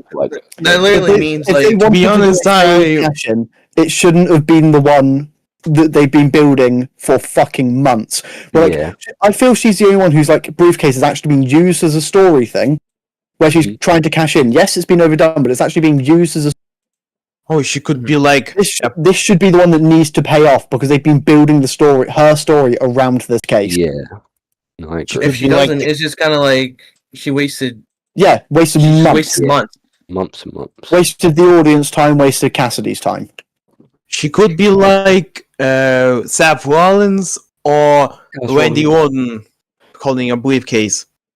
Yeah. So I have a thought about it. It's like it's gotten to a point where, like, if Cass cashes in now successfully, it's sort of in a similar vein to me as two examples I can think of are the Bloodline saga and the Death Rider saga, where say Cass does cash in, and we get that happy ending, like not in kayfabe because Cass is a heel, but like the fact that Cass would cash in, sure, it would be a good moment, and we do get the payoff, but is it worth the amount of time we spent on it?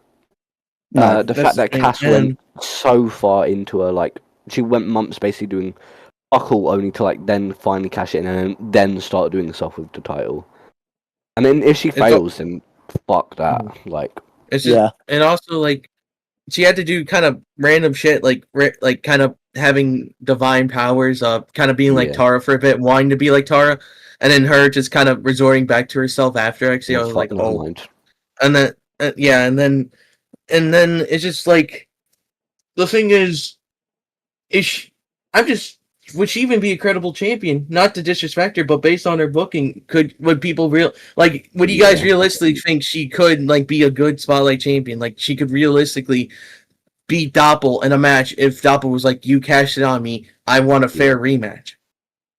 Not with the booking, but like Cass has the capabilities 100% as like an out of kayfabe thing to be a spotlight champion. But the booking, I believe that. Feel like it, It doesn't. Jinder Mahal wins world title. Hey, that's not stupid that low. Come on. That's something. at least Cass is a valid wrestler. Me and Dobby were talking about this in DMs. Like one, like over time, like one.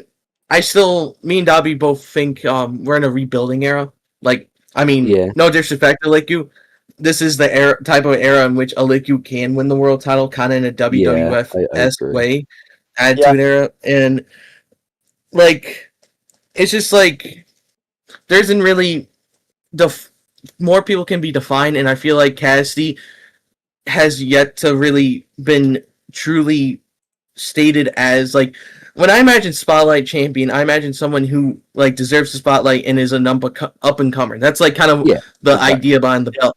Cassidy hasn't felt like that. She kind of just feels like a mid carder.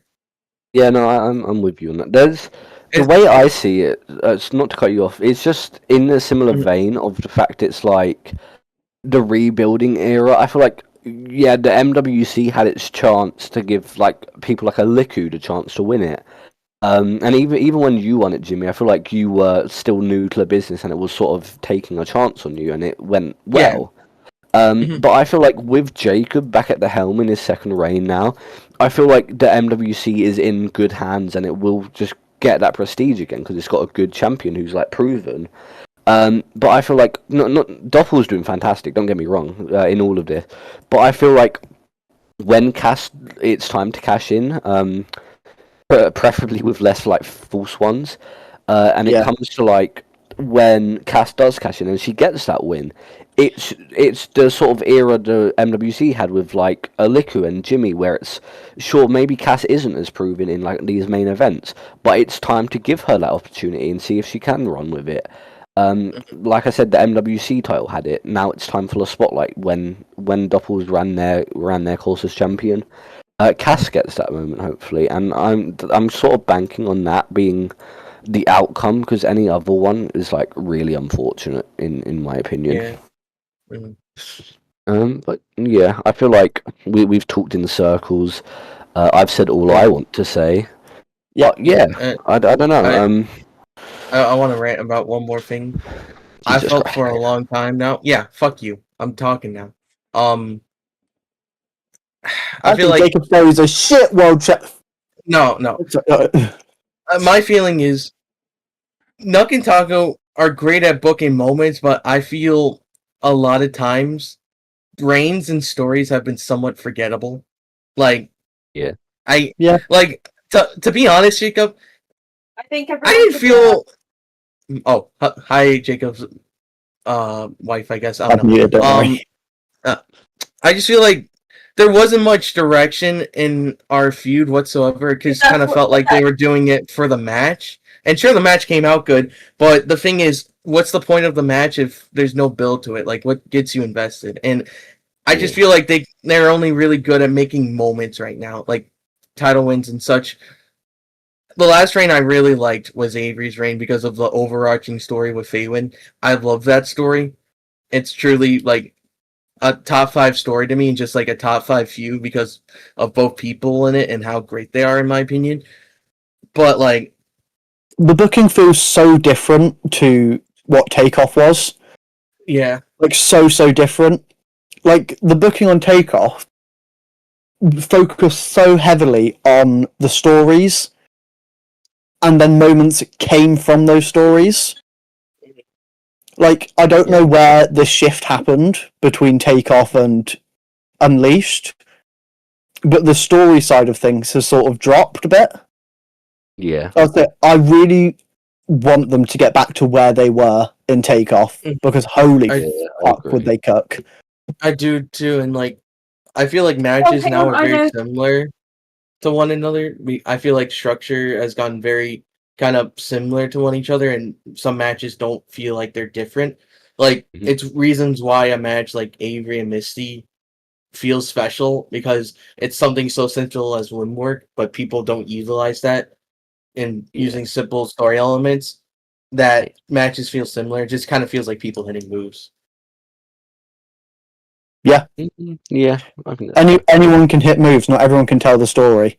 The gap between the mid card and the main event is that storytelling aspect of a match.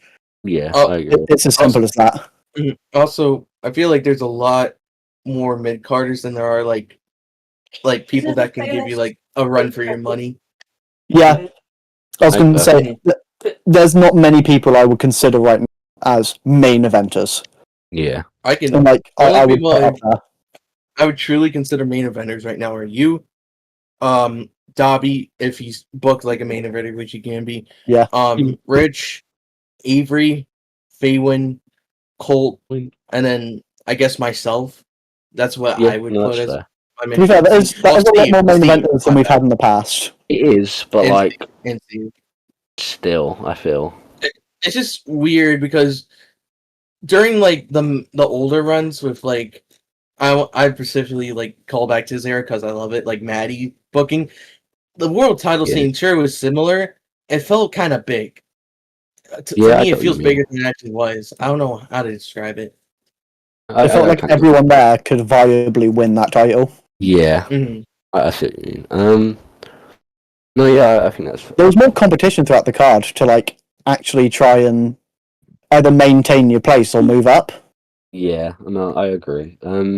I feel like Milky's like one of Milky's like last hurrahs was giving me that opportunity. Obviously, Yeah. Kong had to pull for it. Shouts out Kong, you don't listen, but I love you. But you know, he still took a chance, and that was rare, really rare for Milky booking. And I feel like with Nakantaka, it is so much more present that they give people opportunities for it. Yeah. Especially as someone who was booked for like under Milky in multiple eras for years, he always was scared to give people these like big opportunities. And you know, if it wasn't for Kong like pulling for me and the fact that he was leaving, so he wouldn't have felt the repercussions if I flopped. I feel like he just wouldn't have pushed people like me. Yeah. And I feel like Nakantako, as much as you can see, and like Jacob said, there is more main eventers now.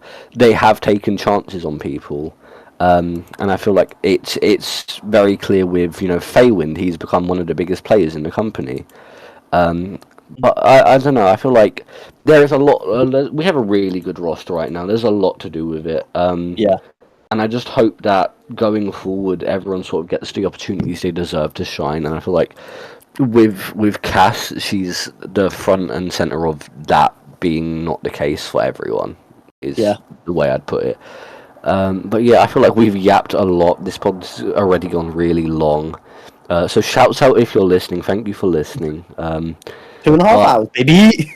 Hell yeah! But I think I'm really excited for the future of Minecraft Wrestling. This show is so good, and I feel like if you just look at our sets of champions right now, we've got Jacob World, Doffel Spotlight, Colt with the national. See, Tiffany agrees with me.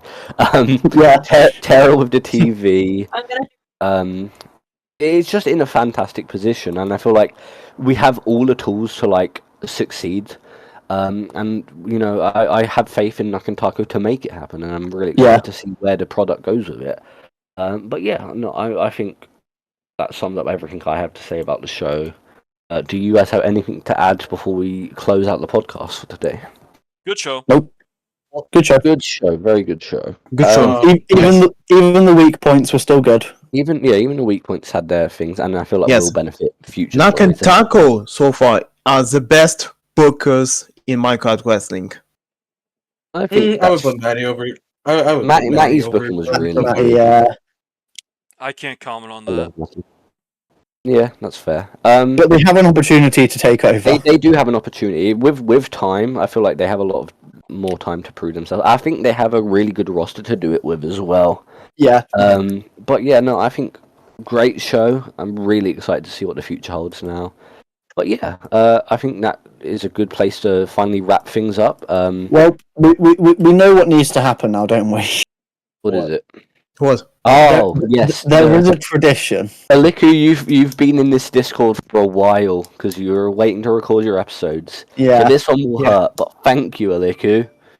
Thank you. This is the part where Jacob bids you farewell. Bye. And while he does that, thank you all for joining us for this episode. Jimmy, do you have anything you want to say? Any last words, Jimmy? Go to MWA promo. Anyway, do it every time. Anyway, Yeah, thank you guys for joining us. Back to the original trio, even though Jacob wasn't here at the start. What an ending. Oh, I'm sorry that I blue screen. Fuck off. Hey, I said it was a nice thing. Fuck you. We Yeah, need the trio but more yeah, often. we do. But yeah, I think we should only bring in guests for pay-per-views, personally. Yeah, let's do That's that fair. from now on.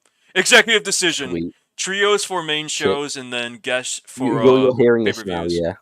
Alikku has messaged me. Hang on, let's see what Alikku said. And by the trio, we mean if one of us can't make it, Doppel will be replacing us. Yeah. The fourth man, Colt. or the fourth generalist. The fourth person. The fourth generalist. Okay, yeah. But yeah, thank you guys for joining us. We had a lot of fun. We will see you next time. Hopefully for the weeklies now. Hopefully we're back to a good schedule. Yep. But yeah, thank you for joining us. We will catch you next time. Goodbye. Bye-bye. Deuces.